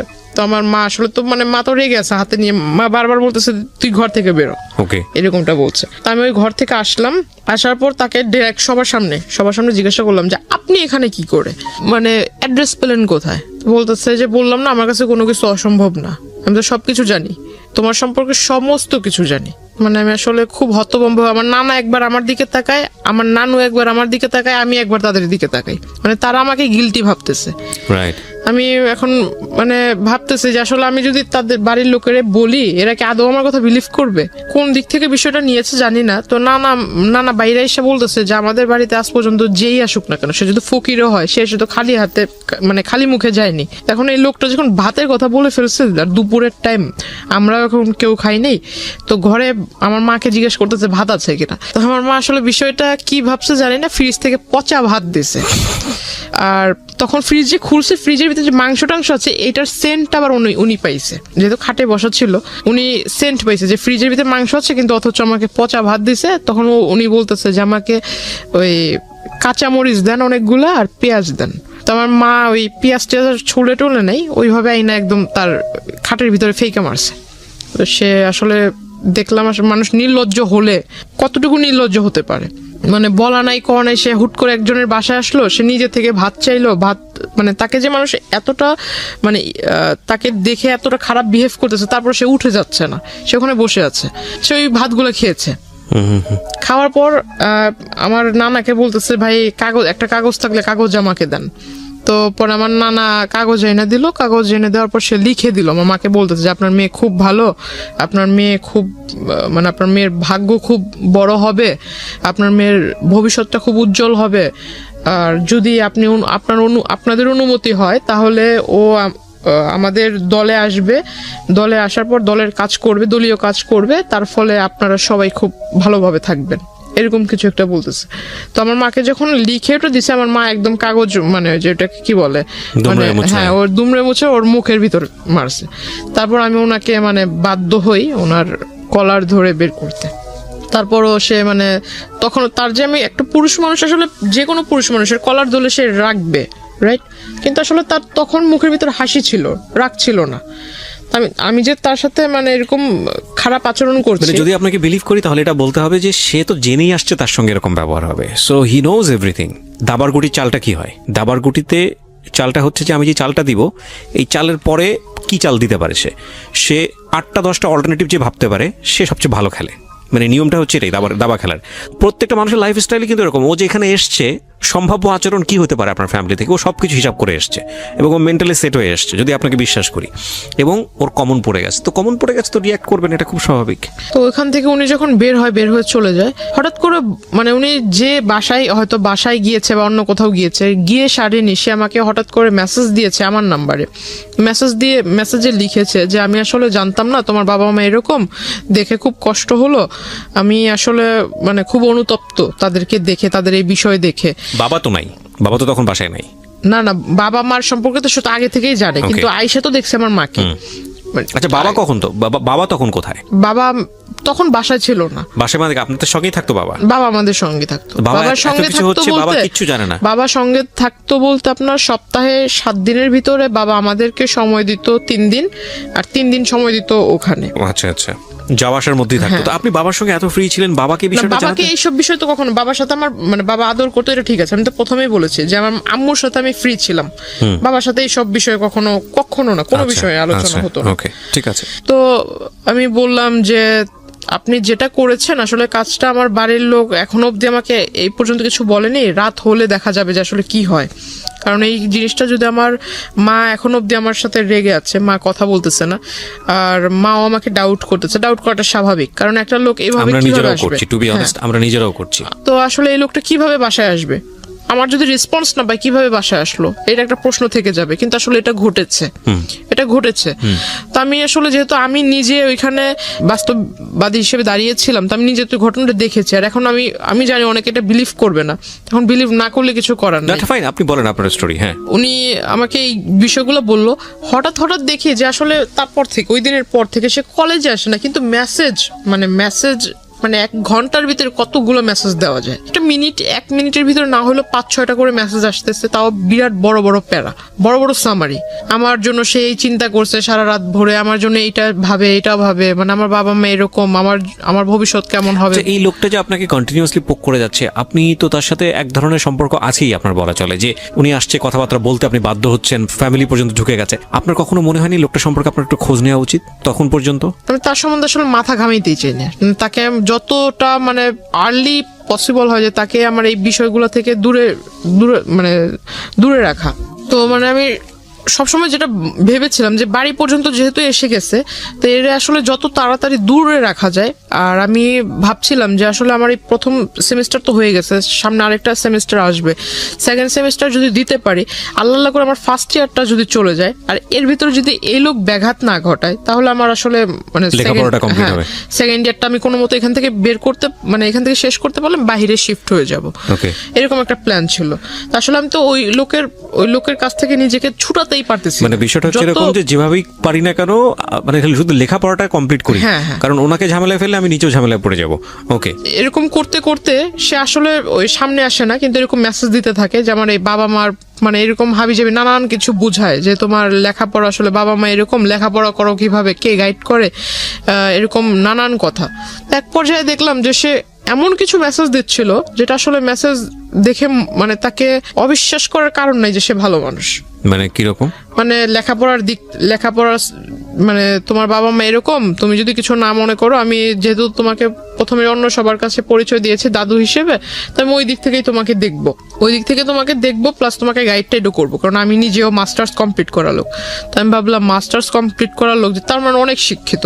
তারপর সে আমাকে বারবার মানে মেসেজ করতো যে তুমি সামনে যেহেতু এসএসসি এক্সামিনার, তো আমি তোমাকে কিছু বই, টেস্ট পেপার, মডেল কোশ্চেন ভালো ভালো যেখান থেকে মানে একদম কমন টমন পড়ার চান্স আছে, এগুলা তুমি পড়লে একদম মানে 100 না পাইলেও 99 পাবা, এরকম একটা তার কথাবার্তা ছিল। তো আসলে সে আমাকে ওই বইটাই এনেও দিছে। বইটাই এনে দিছে বলতে মানে 3 থেকে 4টা বই এনে দিছিল। তো আসলে তখনই আমি বুঝতে পারলাম যে হয়তো লোকটা আসলে এতদিন যাই করছে যেহেতু বইয়ের লেখাপড়ার বিষয়ে সে কথা বলতেছে, হয়তো ভালো মানুষ। তখন থেকে আসলে একটা বিলিফ তৈরি হয় তার প্রতি আমার। মানে সফট কর্নার তৈরি হয় আপনার। হ্যাঁ, বলতে পারেন। এখানে একটা সাইকোলজিক্যাল ব্যাপার আছে প্রিয় শ্রোতা এবং দর্শক যারা দেখছেন, যে একটা মানুষকে আপনি যদি কন্টিনিউয়াসলি পোক করতে থাকেন, আপনার প্রতি একটা রিজেকশন থাকলেও মানে এটা কন্টিনিউয়াসলি যদি পোক করতেই থাকেন, লেগেই থাকেন, সামহাও কোনো একটা ভালো দিক যদি চলে আসে, ওই মানুষের প্রতি ফল ইন হওয়ার একটা সুযোগ থাকে, যেটা হয়তো আজকে যিনি গেস্ট এখানে আছেন তার হয়েছে। জি, ওনার মানে বইটই দেয়, আমি বইটই পড়ি। তারপর আবার দেখতাম যে উনি আমাকে বলতো যে আমি যদি কলেজে আসবো, তোমার কলেজের ওইখানে এসে তোমাকে ডিস্টার্ব করবো না, তবে তুমি যদি কিছু না মনে করো তাহলে আমার সাথে লাঞ্চ করবা। তো আমার একটা স্বভাব ছিল কি যে আমি প্রতিদিন ওইখানে পাশে আবার আপনার চাইনিজ ছিল, তো আমার একটা অভ্যাস কি যে আমি ফাস্ট ফুডের প্রতি খুব একটা নেশা ছিল। তো আমি ওই চাইনিজে ঢুকে একলাই এক টেবিলে বসতাম, যেগুলো মানে যে স্টুডেন্ট যে অফারগুলো ছিল এগুলো আমি নিয়ে মানে একাই টেবিলের ভিতরে বসে খাইতাম, প্লাস ছবি তুলতাম। মানে আমার একটা যে বললাম যে নানা নানু খুব আদর করতো, তো নানার কাছে বলতাম যে আমার এই বই লাগবে, সেই বই লাগবে, আমার একটু পকেট মানি বেশি দিতে হবে। নানাও বিলিভ করতো যে হ্যাঁ বই যেহেতু কিনতে হবে টাকা তো বেশি লাগবে, তো যে টাকাটা চাইতাম সেটাই দিত। তো তার কাছে থাকার না থাক, নানির যে ব্যাগ আছে ওইখান থেকে টাকা নিয়ে দিলেও দিত। তো আমি আসলে ওই কাজটা করতাম। তো এটা আসলে সে নোটিস করেছিল, মেবি আগে নোটিস করেছিল। ইভেন সে ওই দিন আমাকে সেই মানে প্রথমে বলে যে লাঞ্চ করবে, তো আমি ভাবলাম লাঞ্চ করলে সে যে মানুষ কফির 20 টাকার জন্য ঝগড়া করছে সে কোথায় লাঞ্চ করতে পারে। তো আমাকে সে ওই চাইনিজটাতেই পরে ডাকে। আসলে সে ভিতরে বসা ছিল, আমি এটা খেয়াল করিনি। পরে ওই দিন আমি একটু মানে বুঝতে পারি যে আসলে হয়তো এই বিষয়টা সেও জানতো। তো তখন আমি আসলে শিওর হলাম। তারপর জিজ্ঞাসা করলাম, তাকে খুব রিকোয়েস্টও করলাম। ওইখানে দুই তিনজন ওয়েটার ছিল, ওয়েটার আসলে হাসতেছিল আমার কথা শুনে। আমি তাকে খুব রিকোয়েস্ট করলাম যে দেখেন আপনি আমার দাদু হন আর যাই হোক, আপনাকে আমি মানে আমার শ্রদ্ধেয় গুরুজন হিসেবেই বলি, ওইরকম ব্যক্তিত্বের ভিতরে আপনাকে রেখেই বলি, হাত জোর করে মানে 2 হাত জোর করে তার কাছে রিকোয়েস্ট করতেছিলাম যে আমি লেখাপড়া করতেছি, দয়া করে আমাকে লেখাপড়াটা করতে দেন। এরকম করে আসলে ডিস্টার্ব করা, আপনি আমাকে কোন দিক থেকে দেখেন, মানে আমার সামনে একরকম বিহেভ করেন আর যখন আমার মানে ফোনের ওপারে থাকেন যেসব মেসেজ দেন এগুলো আবার একটু অন্যরকম। কারণ মাঝখানে সে লেখাপড়ার সাজেশনের পাশাপাশি কিছু আপনার মানে প্রেম জাতীয় কিছু, হ্যাঁ এরকম মানে ছন্দ টন্দ মানে আমরা বুঝি, হ্যাঁ ছন্দ টন্দও পাঠাতো। তখন ভাবতাম যে আসলে লেখাপড়ার জিনিস বিষয়ে লিখতেছে ঠিক আছে, কিন্তু এইসব যে ছন্দ এইগুলো পাঠানোর মানে কি? দাদু তার নাতিনকে এইসব ছন্দ পাঠাবেন? তখন জিজ্ঞেস করছি। খেয়াল রাখবেন যে ওর বয়সটাও কিন্তু 18 বছর, মানে যিনি এখানে বলছেন জান্নাত, তার বয়সটাও কিন্তু 18 বছর, এবং 18 বছর হচ্ছে মেয়েদের কিংবা ছেলেদের জীবনের আগুন বছর আমি বলি এটাকে, সুকান্তের সেই কবিতার মতো। যদিও সুকান্ত ওখানে অন্যভাবে এটাকে নিয়ে আসছেন, কিন্তু টিনেজের যে বয়ঃসন্ধিকাল সময়, এটা আগুন বয়স। এখানে ভুল করা মানে এখানে ভুল করবে না তো জীবনে কোথায় ভুল করবে, এরকম একটা বয়স, সোজা কথায় যদি বলা চলে। বলেন। তারপর উনি আমাকে বললো যে এগুলা নাকি অনেক বড় বড় কবি, তার ফ্যান, অনেক বড় বড় লেখক কবি আছে, তো তার ফ্যান, তারা তাদেরকে ঘুম থেকে ওঠার সাথে সাথে নতুন নতুন ছন্দ মেসেজ লিখে পাঠায় দেয়, এইগুলো সে আমাকে পাঠায়। তো আমার কাছে মানে বিষয়টা আসলে বিলিভ ওইভাবে করিনি। তারপর ওখানে খাওয়া দাওয়া করলাম। খাওয়া দাওয়া করার পর আমি আমার মার জন্য মানে খাবার, এটা আমার একটা স্বভাব ছিল যে আমি কোথাও গেলে আমি মার জন্য, বোনের জন্য খাবারটা নিয়ে আসতাম। তো আমার খাওয়ার পর আমি খাবারটা পার্সেল করে নিয়ে আসি, আমার টাকা দিয়ে আমি খেয়েছি। তো সে আমাকে বলতেছে যে আমি আজকে না হয় আমি বিল পেমেন্ট করি। তো আমি বললাম যে না থাক, আপনার করার দরকার নেই, আপনি শুধু আমার একটা কথা রাখেন যে আমি খুব উপকৃত হব এটা করলে, আপনি আমার মানে আমার পিছু ছেড়ে দেন, পারলে আমার জন্য একটা ছেলে খোঁজেন, কিন্তু আপনি আমার পিছু ছেড়ে আমাকে ভালো সাজেশন দিচ্ছেন, এটা ভালো দিক, কিন্তু যেসব মাঝামাঝি যেসব কথা বলেন বা যেসব SMS দেন এগুলো আসলে ঠিক না। তারপর আমি তাকে ওই SMS গুলো আমি নিজে তাকে পড়ে পড়ে শোনাই। তখন পিছন থেকে ওয়েটাররা খুব হাসতেছিল। আমাকে একজন ওয়েটার জিজ্ঞাসা করলাম যখন বের হব, সে কিন্তু ভিতরেই বসে আছে। সে ভিতরে বসে আছে বিকজ সে আমার প্রশ্ন হলো যে এতদিন যে সে আমার সম্পর্কে খোঁজ নিয়েছে, সে যেহেতু জানে যে আমি ওই চাইনিজে খাওয়া দাওয়া করেছি এর আগে বেশ কয়েকবার একা একা এসে, তাহলে তার ভিতরে হয়তো প্রশ্ন জাগতে পারে যে সে একটা মেয়ে একা একা চাইনিজে এসে কেন খাবে, হয়তো নিশ্চয়ই কারোর সাথে খেয়েছে, এমন প্রশ্ন সে জিজ্ঞাসা করতে পারে। বা সে কেন কি বলো ওটাকে মানে কেন খোঁজ নিল না যে আমি ওইখানে একা একা কি প্রতিদিনই রেগুলার এসে খাই বা কত টাকার খাই, এরকম কিছু একটা। এরকম না করে মানে সে ডিরেক্টলি ম্যানেজার মানে এইগুলো আগে না করে ওই দিন যায় সে ম্যানেজারকে জিজ্ঞাসা করে। এগুলো তো সে আগেও করতে পারতো, যেহেতু সবকিছু জানে সে আগে খোঁজ নিতে পারতো। সে আমি চলে আসার পর ওই দিনই ম্যানেজারের কাছে যা জিজ্ঞাসা করে, সে করে কি মানে মানে টাকা দেয়, টাকা দিয়ে মানে খোঁজ খবর নিবে আর কি, যে আমি এর আগে 2016 শুরুর দিক থেকে যে এই কয় মাসের ভিতরে সে কতবার এসেছে, আমার ছবি দেখায় কতবার এসেছে।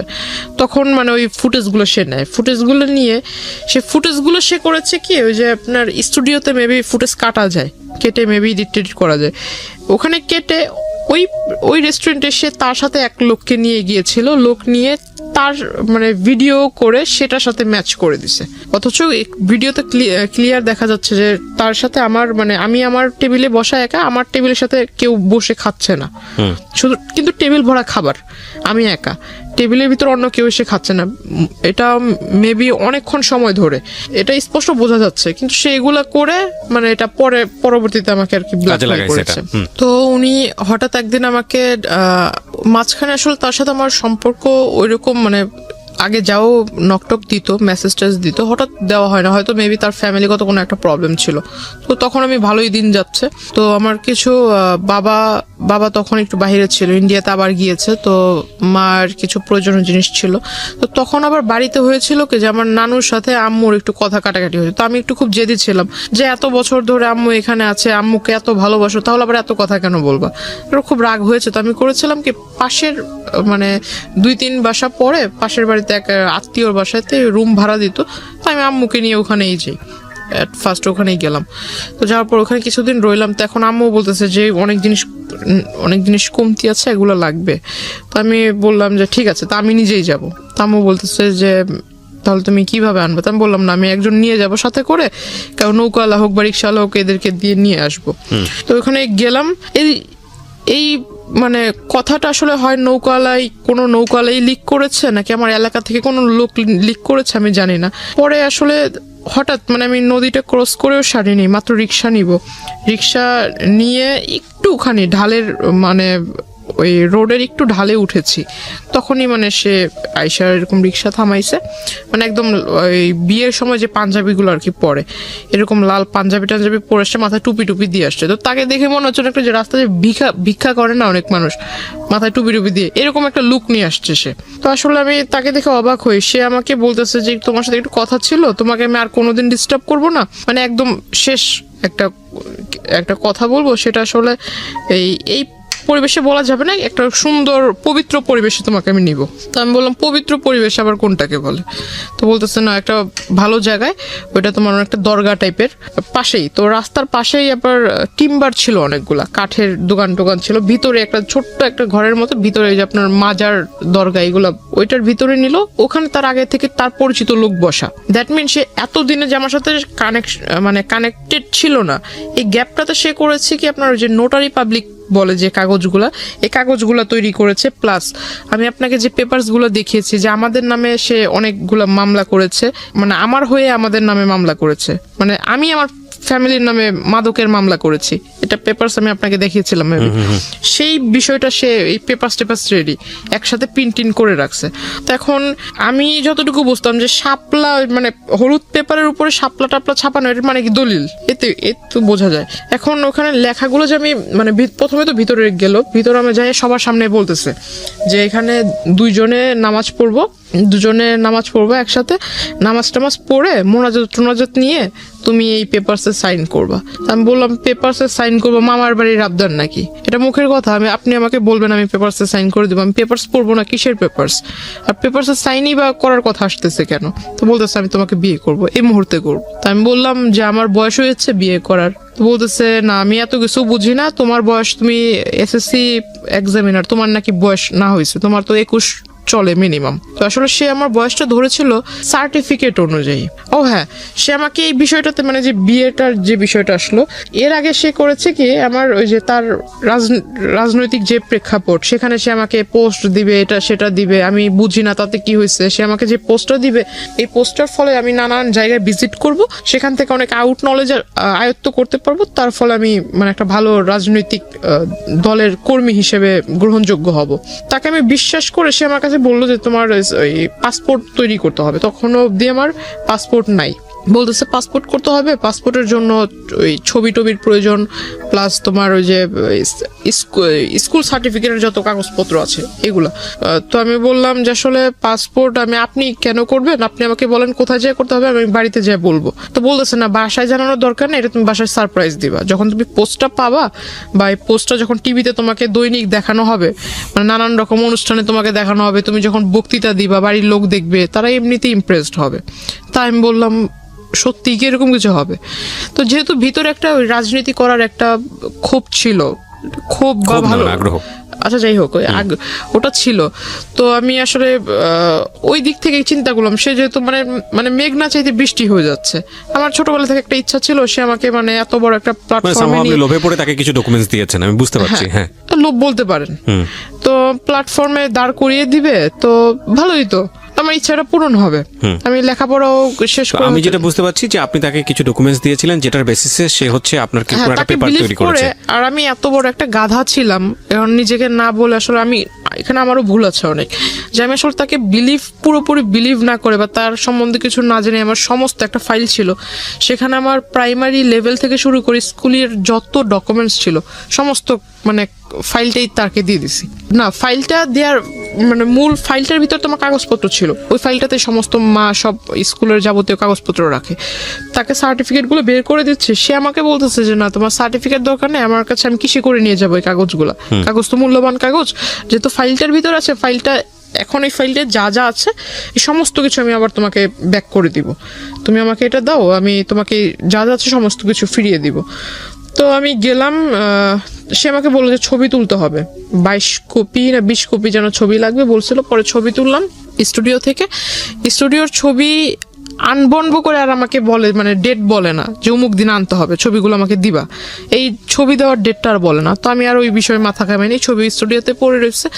সে ওই সার্টিফিকেটের ফটোকপির সাথে ফটোকপি আর ওই আপনার ওই ফটোকপির ডেট দিয়ে সে আর কি বলে যে আমি বিয়ের বয়স আমার হয়েছে, কারণ সার্টিফিকেট আমার 4 বছর বয়সে মেবি আমাকে স্কুলে ভর্তি করা হয়, আমাকে বয়সটা বাড়িয়ে দিছিল কারণ আমার গ্রোথের কারণে চাইলো আপনাকে। তারপর কি করলেন? সার্টিফিকেটের অনুযায়ী সে আমাকে ওই বয়সটা দেখায় বেশি। সে আমাকে যখন বিয়ের প্রস্তাবটা দেয় সবার সামনে যখন দেয়, আমি মনে করেছিলাম যে দরগাতে মাজারে তো অনেক মানুষই যাতায়াত করে, কিন্তু আসলে ওইখানে যারা যারা ছিল সবাই যে তার পরিচিত এটা আমি জানতাম না। সে হঠাৎ করে আমি যখন না করি যে না আমি সাইন করব না, আর বিয়ে তো প্রশ্ন আসে না, আর আপনাকে আমি বিয়ে করব, আর যদি বিয়ে করিও তাহলে তো আমার বাড়ির লোককে জানাতে হবে।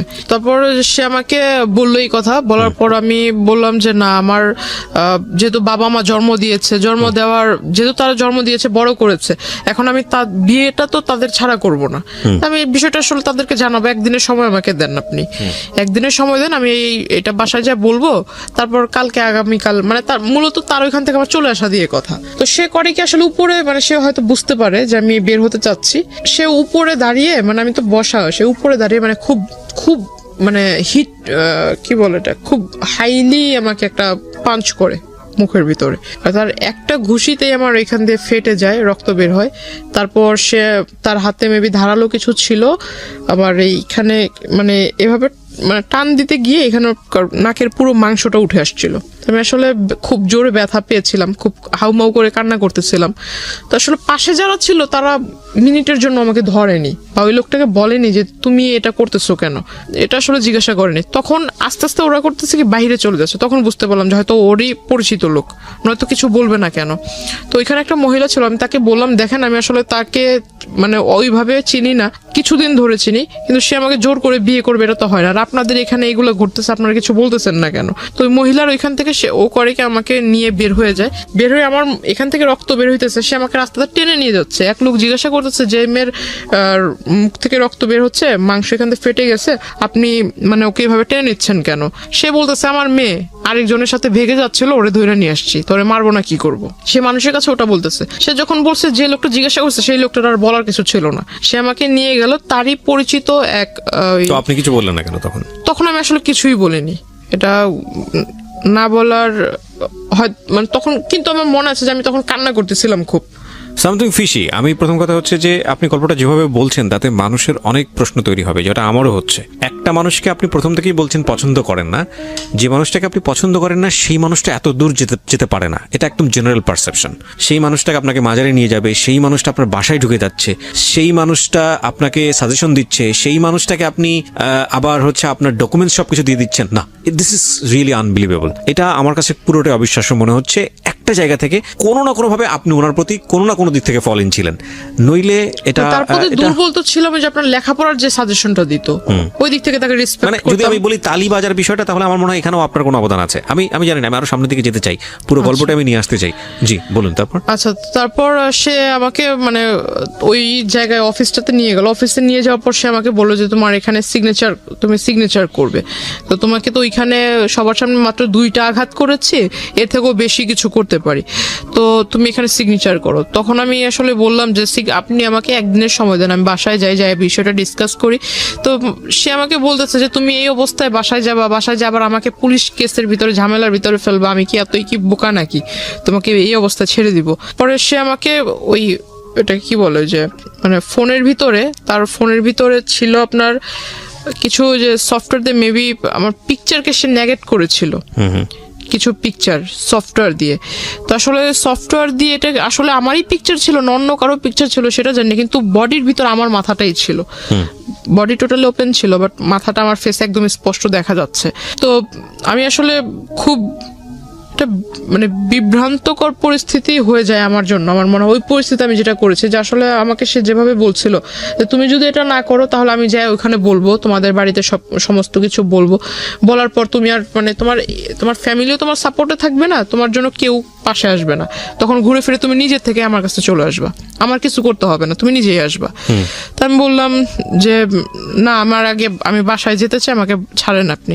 তো বলতেছে বাসাতে তুমি যাবা, আমিও তো যাইতে দিব, আগে সাইনটা করে যাও। তা আসলে আমার জন্য ওটা আমার মনে হয়, আমি জানি না অন্য কেউ আমার জায়গায় থাকলে কি করতো, কিন্তু আমার তখন মাথায় ছিল যে আমি আসলে এর কাছ থেকে মূলত এখান থেকে বের হয়ে বাসায় আজকে সমস্ত কিছু মানে একদম প্রথম থেকে সমস্ত কিছু বাসায় শেয়ার করব। তারপর যদি স্কুল কলেজ বন্ধ হয়ে যায় যাক, তাতে আমার কিছু যায় আসে না। তখন আমি আসলে তার ওই যেহেতু 2বার প্রথমে হিট করেছিল, পরে আবার 3-4 বার না করার ফলে সে আরেকবার আমাকে একটা ঘুষি দেয় মুখের ভিতর, পরে এখানে একটু ফুলে যায়, মানে একদম কালো হয়ে গেছিল। ওই অফিসে যারা ছিল তারা তখন বলতেছে যে আপনি এখানে নিয়ে আসছেন ভালো কথা, আপনি আমাদের পরিচিত ভালো কথা, আপনি একটা মেয়েকে এনে আপনার মেয়ের বয়সের থেকেও ছোট তার গায়ে হাত তুলতেছেন, তো বলতেছে ওরা আর আমার বিষয় এটা। তখন আসলে সে আমাকে বলতেছে তুমি কি সাইন করবা, মানে তুমি কি বাসায় যেতে চাও আদৌ, নাকি তুমি চাও যে আমি তোমাকে এখান থেকে উঠায় নিয়ে যাই।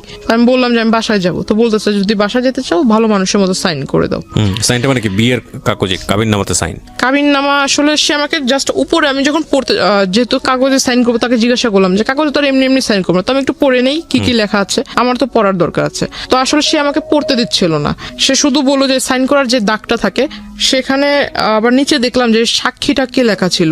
আমি তাকে জিজ্ঞাসা করলাম যে বিয়ে তো সাধারণত কাজী সাহেবরা পড়ায়, তো এখানে তো কোনো কাজী নেই, কিছু নেই, এটা কিভাবে বিয়ে হচ্ছে? তো বলতেছে না, এটা সব কোর্টের মাধ্যমে বিয়ে হচ্ছে। আমি কোর্ট থেকে সমস্ত কাগজ নিয়ে আসছি, দ্যাট মিন সে নিজেই অনেক লোকের স্বাক্ষর সে নিজেই দিয়ে দিছে।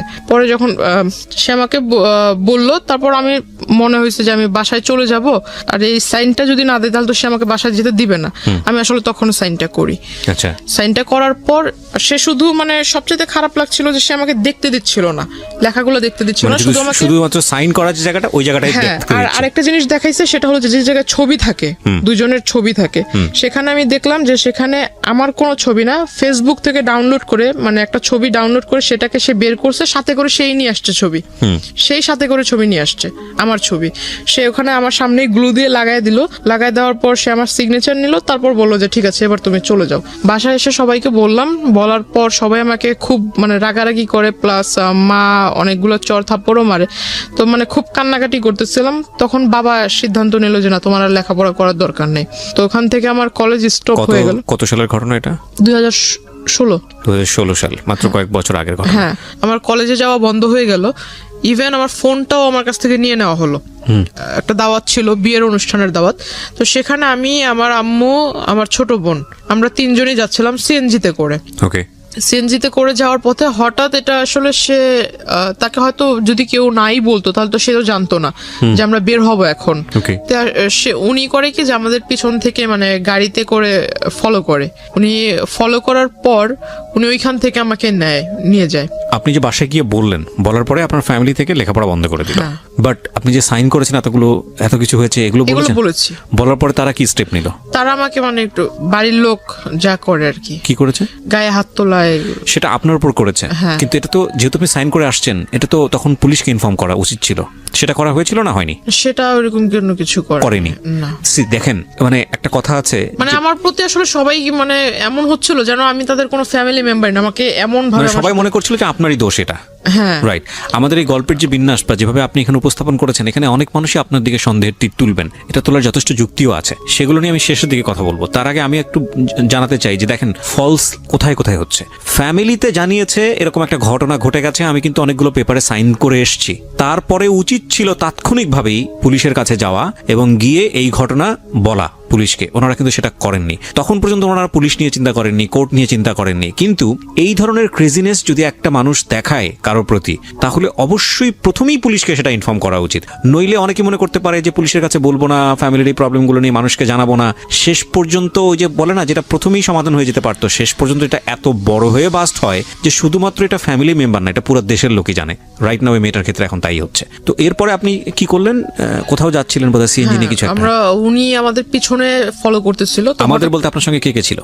আমি, আমার মা, আমার ছোট বোন। ওকে, তারপর 3 জনই যাচ্ছিলাম দাওয়াতে। তারপর তো পিছন থেকে উনি গাড়ি দিয়ে ফলো করছিল।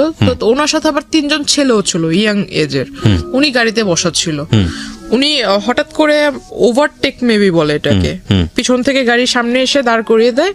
তো হঠাৎ করে সিএনজি ওয়ালা থামানোর পর ওই সিএনজি ওয়ালাকে ওই ছেলেরা ঈশা বলতেছে যে ভিতরে আমাদের লোক আছে, ওরা মানে আমরা ওদের সাথে কথা বলবো। তা আসলে আমি ছেলেদেরকে দেখে চিনতে পারিনি। পরে পিছন থেকে যখন বলতেছে যে তোদের ভাবিকে কিছু বলিস না, কোনো মতো খালি গাড়ি থেকে নামা, তখন আসলে তার কণ্ঠ টোন শুনে বুঝতে পারি। তখন আমি গাড়ি থেকে নাইমা যায়, তাকে ডিরেক্টলি জিজ্ঞাসা করি যে এগুলো করার মানে কি।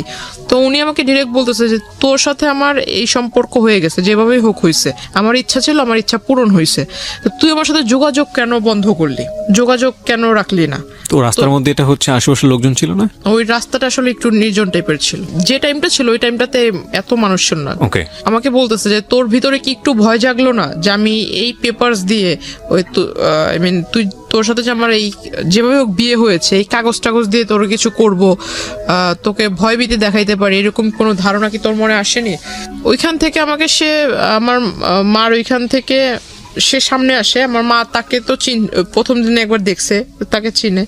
মার সামনে এসে সে যখন আমার বোনকে একটু টাচ করতে যায়, আমার মা তাকে মানে এরকম মানে চড় দেয় গালের ভিতরে। সে রেগে গিয়ে আমার মাকে আর কি ধাক্কা দেয়, আমার মা পড়ে যায়। তো হঠাৎ ওই সিএনজি ওয়ালা যখন বলতে যায় যে আপনি কি এরকম এসে করতেছেন, তখন সিএনজি ওয়ালাকে ওই 3টা ছেলে মারে। ওই সিএনজি ওয়ালাকে মারা দেখে ওই আশেপাশের কবরস্থানের ওইখান দিয়ে ফুটপাথ দিয়ে লোক হেঁটে যাচ্ছিল, তারা আসার পর বলতেছে যে এখানে কিসের গ্যাঞ্জাম হচ্ছে, আবার ওই সিএনজি ওয়ালাকে মারলেন, আপনি কে? তখন সে পেপারস বের করে দেয় যে আমার বউকে বিয়ে হয়ে গেছে কিন্তু আমার কাছে তুলে দিচ্ছে না। আমার বউকে তার ফ্যামিলি তার গার্ডিয়ান আটকায় রাখছে বাসায়। এইটা বলে সে আমাকে আসলে ওইখান থেকে ওই পেপারস দিয়ে নিয়ে যায়। নিয়ে যাওয়ার পর সে আমাকে ডিরেক্টলি ওইখান থেকে নিয়ে যায়। ইভেন আমার মাকে যে ধাক্কা দিয়েছিল, আমার বোন কিন্তু খুব কান্না করতেছে, আমার বোন ওকে দেখে কান্না করতেছে। আমার মা উঠতে সে আমাকে গাড়িতে মানে উঠায় ফেলছে। আমাকে শুধু বলতেছে যে এই পেপারস গুলো কিন্তু সবকিছু, তুই যে এখন যদি না যাস তাহলে যে তোর মা বোনকে যে ছেড়ে যাচ্ছি এরাও কিন্তু থাকবে না, ভাবিস না। আমাকে এটা বলে। তো আমার কাছে আমি সর্বোপরি আমার বোন আমার কাছে সবচেয়ে প্রিয়, আর আমার মাও আমার কাছে সবচেয়ে প্রিয়। তো আমি ওর সাথে যাওয়ার পর এটা যাই বললে ভুল হবে, সে আমাকে নিয়ে যায় জোরপূর্বক। আমাকে নিয়ে এসে ডিরেক্টলি এক মহিলা, তারই পরিচিত এক মহিলা, ওই মহিলার বাড়িতে 4 দিন ছিলাম। 5 দিনের দিন সে অ্যারেস্ট হয়। তো 4 দিনই সে আমাকে খুব টর্চার করেছে ওই মহিলাটা। মানে দিনের বেলা মানে খাবারের টাইমে খাবার দিত, খাবারের টাইমটা শেষ তখনই এসে মানে বারবার বলতো যে তুই এরকম কেন করছিস, তুই যদি তার সাথে সংসার মানে সাংসারিক জীবন যদি না শুরু করিস তাহলে মানে তোর এই ফ্যামিলির সমস্যা হবে, এই পেপারস দিয়ে অনেক সমস্যা করব। ইভেন আমার কাছে যে ফোন ছিল, ফোনটাও ওই লোক নিয়ে নিছে। ওই লোকে সিম নিয়ে নিছে, ফোনটা ওই মহিলা নিয়ে নিছে। ফোন তার কাছে। তখন তাকে রিকোয়েস্ট করতেছি যে আপা দেখেন, আপনারও তো সন্তান আছে, আপনার এই যে ছোট্ট বাচ্চা আছে, আমার নিজেরও একটা ছোট বোন আছে, তো আপনি আমাকে আপনার সন্তানের জায়গায় রেখে আমাকে উপকার করেন। আপনার সামনে এই ঘটনাটা ঘটছে, আপনি কি কিছুই বলবেন না ওই লোকটাকে? আপনি কি একবার জিজ্ঞাসা করেছেন যে সে তার সাথে আমার কিভাবে পরিচয় হলো, কিভাবে সে আমাকে এখানে নিয়ে আসলো, আর আপনি এবার তাকে কিভাবে রাইট দিলেন আপনার এখানে আমাকে নিয়ে এনে রাখার? আর ওই যে সন্ধ্যাবেলা যেটা হতো সেটাও গেট লক করে ওই আমাকে বলতো যে অ্যারোসল দিতে হবে রুমের ভিতরে, 15 মিনিট তোমাকে বাইরে থাকতে হবে। পরে কি বুঝতে পেরেছেন যে আসলে সে কি করতো? হ্যাঁ, পরে এটা জানতে পেরেছি। আচ্ছা, আমরা একটু সামনের দিকে আগাই। তারপর তো পরে ওই ঘটনার শেষ হলো। 5 দিনের দিন তাকে কিভাবে অ্যারেস্ট করলো পুলিশ আমি জানি না, হয়তো 5 দিনের দিন, এই 5টা দিন আপনি তার সে ছিল না। সে মাঝখানে 4 দিন আমি ওই মহিলার বাসায় ছিলাম, 2 দিন সে আমার ওখানে যায়। 2 দিনে গিয়ে যে আমি আপনাকে বললাম যে আমার প্রচুর ঘুম হতো।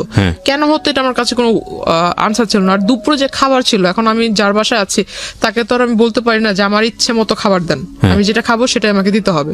এখন সে যেটা দিচ্ছে আমার কোনো মতো খেতে হবে। আপনি কি সারাক্ষণ রুম বন্দি ছিলেন নাকি? রুমের ভিতরে বন্দি, মানে তাদের বাহিরের বের হইতে দিত না। যে রুমটাতে আমাকে রেখেছিল ওই রুমটাতেই, মানে রুমের ভিতরে কোনো ধরনের কোনো শাউট করা বা কারো হেল্প চাওয়া এটা করার সুযোগ ছিল সে না? আমাকে খাবার দিত। মেবি 10 তলাতে ছিল ফ্ল্যাটটা, আর একদম উইন্ডো নাই, শুধু একটা ছোট্ট একটা ব্যালকনি আছে, কিন্তু ব্যালকনির পাশে অন্য কোনো ফ্ল্যাট নেই। ঠিক আছে, একদম সামনে একদম খোলা পুকুরের মতো দেখা যাচ্ছে আর কি। আর সে খাবারটা যে দিত, মিলটা থাকতো আপনার ভাত এবং ডাল।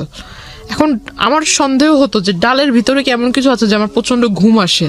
আর ওই 2 দিন মানে যে 2 দিন ওই লোকটা আসছিল, ওই 2 দিন আসলে সে আসছিল যেটা আমি জানি না, কিন্তু সে যাওয়ার পর আমি জানতে পারছি ওই মহিলা বলছে যে উনি আসছিল। তো এর মাঝে যে কি হয়েছে আসলে আমার মনে নাই, কিন্তু আমার বডি নিয়ে আমার একটু ফিল হচ্ছিল যে আমার সামথিং চেঞ্জ। হ্যাঁ, আমার মানে প্রচুর শরীর ব্যথা করছিল। তখন আমি তাকে জিজ্ঞাসা করলাম যে আচ্ছা, আমি তো মানে আমি ওরকম কোনো হার্ড ওয়ার্কিংও করি নাই, বা আমি তো শুধু খাটের উপরই বসে আছি, তো আসলে আমার মানে শরীরটা কেমন যেন লাগতেছে, যে আপনার কাছে যদি ব্যথার ট্যাবলেট থাকে আমাকে একটু দেন। তো বলতেছে না, তোমার কিচ্ছু হয়নি, তুমি সুস্থ, হয়তো রুমের ভিতরে সারাক্ষণ বসে থাকো এই জন্য এরকম।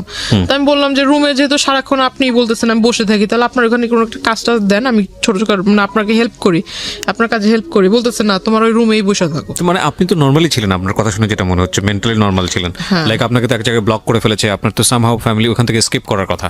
ওইখান থেকে আপনার একটা আর্জি থাকা উচিত যে যে কোনো ভাবে হোক আমাকে এখান থেকে বের করো, বা এরকম কিছু একটা। না, এটা তাকে ওই মহিলাকে তো অনেকবার কনভিন্স করেছি, প্লাস ওই মহিলার সাথে দেখা করার জন্য ওনাদেরই দলের কিছু লোক এসেছে, মানে এটা দেখার জন্য যে আসলে ওই লোক আমাকে কেনই বা আনছে এখানে, এনে এখানে রাখছে। মানে তাড়াতাড়ি মানে যে মহিলাটার বাসায় রাখলো ওই মহিলার সাথে ওই লোকের খুব ভালো রিলেশন, আবার ওই লোকের অগোচরে, ওই ব্যক্তির অগোচরে ওই মহিলা আবার তাদেরই দলের যে তাদের যে রাজনৈতিক দল, ওই দলের মানুষদের সাথে ওই লোকের ব্যাপারে খারাপ আলোচনা করতেছে। এটা আমি আমার রুম থেকে শুনছি, বাইরে যারা কথা হচ্ছে। তখন আমাকে হঠাৎ ডাকলো সবাই, ডাকার পর আমাকে বলতেছে আচ্ছা, আপনার ভিতরে এমন কি দেখে সে এত পাগল হয়েছে?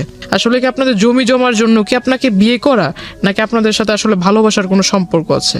তখন আমি তাদেরকে ফুল ডিটেলস বলি। তো আমি বললাম যে দেখেন, পারলে আমাকে একটু উপকার করেন, হয় আমার বাড়ির লোকের সাথে কথা বলায় দেন, আর না হয় আমাকে আপনারা একটু নিজ দায়িত্বে বাড়িতে পৌঁছায় দেন। এর বিনিময়ে যদি টাকা পয়সা চান আমি চেষ্টা করবো আমার বাড়ি থেকে নিয়ে দেওয়ার জন্য। তখন আমাকে ওই যে একটা লোক আর কি বলে, একটা ব্যাড প্রপোজাল দেয় যে এইটা যেহেতু সে তার মতো একটা বুড়া লোক যদি মানে আপনার সাথে এরকম করার চিন্তা ভাবনা করতে পারে, তাহলে আমরা গুলো সমস্যা কোথায়? আমরা তো এরকম চাইলেও পাই না। প্রপোজালগুলো দেয়, তারা আমাকে বলতেছে যে আমাদের লিডারের মতো লোক যদি এইটা করার সিদ্ধান্ত নিতে পারে, তাহলে আমাদের কাছে তো মেয়েরা আসতেই চায় না। আমরা কি ভুল করছি? আমরা কেন এরকম পাই না? তো আমাকে সে ব্যাড প্রপোজাল দেয়। তখন আমি আসলে বুঝতে পারি যে আসলে এও হলো ওই কোয়ালিটিরই মানুষ, মানে স্কিপ করার কোনো কোনো রাস্তা নাই। না, এদেরকে আমি বললে তো আর উল্টা তাদের আবার এই সমস্ত ওদের সাথে যা যা কথা হয়েছে আমার কাছ থেকে তো সমস্ত কিছু শুনছে। শোনার পর আমি যে ওই লোকের কথা বললাম, ওই লোক খারাপ এটা সেটা যে বললাম, এগুলো আবার যা ওই লোকের কাছে বলে দিছে। প্রিয় শ্রোতা, এখানে একটা বিষয় আপনাদেরকে পরিষ্কার করতে চাই। জান্নাতকে বা জান্নাতের আজকের এই জীবনের জন্য জান্নাতের ভাষ্য অনুযায়ী যে ব্যক্তিটি দায়ী, আমরা তার নাম পরিচয় এখানে উপস্থাপন করছি না, যেহেতু এটা ইনভেস্টিগেটেড শো না। কিন্তু আমরা অনুষ্ঠানের শেষে গিয়ে তাকে ফোনে কানেক্ট করব, তার নাম পরিচয় গোপন রেখেই আমরা তাকে ফোনে কানেক্ট করব এবং তার বক্তব্য আমরা আজকে আপনাদেরকে শোনাবো। আমরা প্রথমে জান্নাতকে বা জান্নাতের যে পরিবার এখানে এসেছে তাদের সবাইকে ফ্লোর দিতে চাই, তাদের কথা শুনতে চাই এবং সেখান থেকে যে প্রশ্নগুলো উদ্ভাবন হবে সেগুলো নিয়ে আমরা যে ব্যক্তিটি আজকে জান্নাতের জীবনের জন্য এই জায়গাটায় দায়ী তার সঙ্গে আমরা কথা বলবো একেবারে অনুষ্ঠানের শেষে। সুতরাং সঙ্গেই থাকবেন আশা করছি। এখানে একটা বিষয় আপনাদেরকে পরিষ্কার করতে চাই। জান্নাতকে বা জান্নাতের আজকের এই জীবনের জন্য জান্নাতের ভাষ্য অনুযায়ী যে ব্যক্তিটি দায়ী, আমরা তার নাম পরিচয় এখানে উপস্থাপন করছি না, যেহেতু এটা ইনভেস্টিগেটেড শো না। কিন্তু আমরা অনুষ্ঠানের শেষে গিয়ে তাকে ফোনে কানেক্ট করব, তার নাম পরিচয় গোপন রেখেই আমরা তাকে ফোনে কানেক্ট করব এবং তার বক্তব্য আমরা আজকে আপনাদেরকে শোনাবো। আমরা প্রথমে জান্নাতকে বা জান্নাতের যে পরিবার এখানে এসেছে তাদের সবাইকে ফ্লোর দিতে চাই, তাদের কথা শুনতে চাই এবং সেখান থেকে যে প্রশ্নগুলো উদ্ভাবন হবে সেগুলো নিয়ে আমরা যে ব্যক্তিটি আজকে জান্নাতের জীবনের জন্য এই জায়গাটায় দায়ী তার সঙ্গে আমরা কথা বলবো একেবারে অনুষ্ঠানের শেষে। সুতরাং সঙ্গেই থাকবেন আশা করছি। আমি কথা না বাড়িয়ে গেস্টের কাছে আবারও ফিরতে চাই আমরা যেখানটায় ছিলাম। তারপর ওই লোক 5 দিনের যেদিন ধরা খায় ওই দিন দিনের বেলা সে আসে, আইসা আমাকে জিজ্ঞাসা করে যে তুই এগুলো বলছিস আমার নেতাকর্মীর কাছে। আমি বললাম না তো, আমি এত কিছু তো বলিনি। তো বলতেছে না যে এগুলো বলছিস, তারা আমাকে মিথ্যা বলেন। আপনি স্কিপ করেন কিভাবে ওখান থেকে? স্কিপ করার কোনো সুযোগ ছিল না। কি হলো, মানে বেরোলেন কিভাবে? তাকে অ্যারেস্ট করে সে আমাকে আপনি জানলেন? আপনি কিভাবে বেরোলেন? আপনি তো আগে জানেননি অ্যারেস্ট হয়েছে। হ্যাঁ, ওইখানে হয়েছিল কি, আমি ওই তাদের মধ্যে একজনকে রিকোয়েস্ট করেছিলাম যে আপনারা কি মানে তার ওয়াইফ বাচ্চা কারো ডিটেলস জানেন কি, বা তার ওয়াইফের নাম্বার আছে কিনা। তো একজন বলতেছে যে হ্যাঁ তার ওয়াইফের সাথে তো আমাদের খুব ভালো রিলেশন। তাই আমি বললাম আপনি একটু পারলে ওনার ওয়াইফের সাথে আমার কথা বলায় দেন, আর না হলে ওনার ওয়াইফকে এখানে আসতে বলেন। ওনাকে বলি তো ওই লোকটা করছে কি যে ওই লোকটা আবার আমাকে ওই দিনই বললো যে তুমি আমার বোনের মতো, এরকম করে বললো। তো আমি আবার একটু বিলিভ করে ফেললাম, যেহেতু বোন বলছে হয়তো ভালোই হবে। তো উনি করছে কি ওনার ওয়াইফকে আনার পর ওনার ওয়াইফ আমাকে বলতেছে যে চল তুই আমার সাথে চল, মানে খুব রাগান্বিত হয়ে বলতেছে। তার ওয়াইফ ওইখানে আসার পর তার ওয়াইফ আমাকে এই কথা বলে যে আমার সাথে চল, তুই আমার সাথে গেলে আমার বাসায় যাবি, যাই ওখানে থাকবি, তারপর আমি সবকিছু শুনে টুনে তোরে তোদের বাসায় দিয়ে আসবো। তো যার বাসায় ছিলাম সে মহিলা আমাকে বলতেছে যে না তুমি ওনার সাথে যেও না, ওনার সাথে গেলে উল্টা আরো তোমাকে মারবে ধরবে। তো আমি বললাম তাহলে আমি কি করব? তো বলতেছে যে এখান থেকে তুমি বরঞ্চ যে আমাদের আরেক ভাই আছে ওনার সাথে তুমি কোনো মতো রোডটা পার হোক। ওই লোকটা আমাকে নিয়ে সিএনজি করে আমাকে নিয়ে চলে গেল আপনার ওইখানে আমাকে নিয়ে যাওয়ার পর আমাকে বলতেছে যে এখান থেকে বাসে করে আমাকে আমার বাড়িতে পাঠায় দিবে। এখন বাসে করে যে আসবো, আমার কাছে তো টাকা নেই, বাসে করে না হয় সে পাঠায় দিল, আর সে আমাকে বাসের ভাড়াও দিবে না, বাসে করে পাঠাবে বাসের ভাড়া দিবে না। তখন ওই লোক ফোন দিয়ে তাকে জিজ্ঞাসা করে যে আমাকে নিয়ে কোথায়, মানে তার সাথে আবার তার ওয়াইফের অন দ্য স্পটেই তার ওয়াইফ আমাকে আবার ঢোকার সাথে সাথেই 2-3টা চর দিছে। তো এইটা আবার ওই লোক জানতে পারছে, যার বাড়িতে রাখছিল তার কাছ থেকে জানতে পারছে। তো সে করছে কি এইটা শোনার সাথে সাথে ওই বাসায় গেছে, তার ওয়াইফকে আবার সে মারছে সবার সামনে। তো ওইটা তো আসলে আমার তো কোনো দোষ না, তার ওয়াইফকে সে মারছে, এটা সে জানতে পারছে এই জন্য। তো সে ফোন দিয়ে জিজ্ঞাসা করে যে লোকের সাথে আমাকে পাঠায় দিল, তার কাছ থেকে তাকে ফোন দিছে। ফোন দেওয়ার পর সে জানতে পারলো যে আমাকে নিয়ে অমুক জায়গাতে আছে। তো উনি বলতেছে যে তুমি ওইখানে থাকো, আমি আসতেছি। উনি আসার পর আমাকে ওনার সাথে করে বললো যে তোমার বাড়িতে নিয়ে যাও, আমি আইসা তোমার যা ওর থাকার খরচ যা লাগে আমি এগুলো দিব। কে বলেছে এটা? মানে ওই যে ওই লোক, উনি আমার ওনার সাথে ওনার বাড়িতে পাঠালো। তো ওনার ওয়াইফের বাড়িতে পাঠালো? হ্যাঁ, ওনার ওয়াইফের বাসায় ছোট্ট একটা ঘরের ভিতরে মানে তারা থাকে। এখন তাদের হাজবেন্ড ওয়াইফের মাঝখানে আমি কিভাবে থাকবো? ছোট্ট একটা ঘর, এই ঘরের ভিতরে মানে তাকে আমি বলতেছি ভাই দেখেন আপনি আমাকে দয়া করে আমার বাসায় পৌঁছায় দেওয়ার ব্যবস্থা করেন, আমাকে বাসায় পৌঁছায় দেন। আর আপনি তো এই সমস্ত ঘটনা নিজেও দেখতেছেন, আপনি যেহেতু বোন বলে ডাকছেন আমাকে বাড়িতে দেন, আমি খুব উপকৃত হব। মানে যে লোকটার মাধ্যমে পাঠাচ্ছে ওই লোকটার সাথে আপনার কথোপকথন? হ্যাঁ, এই কথা বলার পর সে আমাকে বলতেছে যে না এখন আমি যদি আপনারে দেই তাহলে তো আমার নামে আবার কেস করে দিবে, উনি লিডার যে মানে রাগী লোক, আমি আপনাকে দিব এই কথা জানতে পারলে আমার নামে কেস করে দিবে। তারপর ওইখান থেকে আমাকে তার সাথে তাদের বগুড়াতে নিয়ে যায় তার ওয়াইফের মানে তার শ্বশুর বাড়িতে। শ্বশুর বাড়ি মানে উনি আমাকে বলতেছে যে বোন দেখো, তোমাকে যদি এখন আমি তোমার বাড়িতে দিয়ে আসতে যাই তাহলে আমার নামে তো সে কেস করে দিবে, তো আমি আসলে কোনো যাও খেটে খাচ্ছি তাও খেটে খেতে পারবো না। মানে আপনাকে সেভ করতে সে তার বাড়িতে নিয়ে যায়? হ্যাঁ, তার শ্বশুর বাড়িতে নিয়ে যায়, তার ওয়াইফের সাথে, মানে সে সহ তার ওয়াইফ, আচ্ছা। তাদের দুজনের সাথে আমাকে তাদের শ্বশুর বাড়িতে নিয়ে যায় বগুড়াতে। আপনি কি ইন দ্য মিনটাইম আপনার ফ্যামিলির সঙ্গে যোগাযোগ করতে পেরেছিলেন? কল করেছিলাম কিন্তু সেটা বলে দিছে, ওই ওনার ওয়াইফ বলে দিছে। আপনার ফ্যামিলির সঙ্গে কথা হয়েছে আপনার মার কথা সঙ্গে? হয়নি, কল করেছিলাম, কল রিসিভ করেনি, ওকে। আননোন নাম্বার দেখে কল রিসিভ করেনি। তো কিন্তু এটা আবার অলরেডি আপনাকে যে চিন্তাই করেছে বা যে অপহরণ হ্যাঁ, করেছে ওটা সে উনি আবার ইনফর্ম হয়ে জেনে গেছে। গেছে। ওকে, তারপর? জেনে গেছে। তারপর ওই বগুড়া থেকে সে হয়তো কোনো কিছু একটা ভেবেছে ওইখানে সেফ না, বা আমাকে রাখলে সে ধরা খায় যাবে। আর এই মাঝখানে সে জানতে পেরে গেছে তাকে অনেক সাংবাদিক টাংবাদিক বা পুলিশের লোক সোর্স টোর্স তাকে ফোন করেছে, এটা সে জানতে পেরেছে। আর সে হয়তো কিছুটা ধারণা করতে পেরেছে যে পুলিশ তাকে খুঁজছে, এরকম কিছু। মানে সামহাও আপনার ফ্যামিলি থেকে স্টেপ নিয়েছে ইতিমধ্যে? ওকে। আমাকে বগুড়া থেকে ওই রাতের মানে যেদিন গেলাম বগুড়াতে আমাকে নিয়ে গেল সেদিনই ভোরবেলা, মানে সন্ধ্যাবেলা এখান থেকে গেল, ওইখানে যায় পৌঁছেছি রাতের মেবি 2টার দিকে বা 2:30টার দিকে। ভোরবেলা সে আমাকে ওইখানে চলে গেছে আনার জন্য। সে আনবে, এটা কিন্তু 5 দিনের ঘটনা। সে আমাকে আনবে, আনার পথেই মানে ওই সে ধরা খায় আর কি পুলিশের কাছে? হ্যাঁ, পুলিশ তাকে অ্যারেস্ট করে। তাকে অ্যারেস্ট করে আমাকে থানায় বসায়। থানায় বসানোর পর আমাকে মানে যে মামলা নিবে এটা জিজ্ঞাসাবাদ করতেছে, তখন তার ওয়াইফ আসে। তার ওয়াইফ আইসা মানে আমাকে ওই ফোনের ভিতরে দেখায় যে আমি ওই যে আপনাকে বললাম যে গোসল করবার ঢোকার আগে যে 15 মিনিট আর সন্ধ্যাবেলা ঘুমানোর যে 15 মিনিট যে একটা ব্রেক দিত, ওই ব্রেকের ভিতরে মহিলা ঘরের ভিতরে যাই করতো ওটা, তখন আমার সন্দেহটা বাস্তবায়ন হয় যে হয় কোনো স্পাই ক্যামেরা নয়তো কোনো ফোন সেখানে সেট করা থাকতো।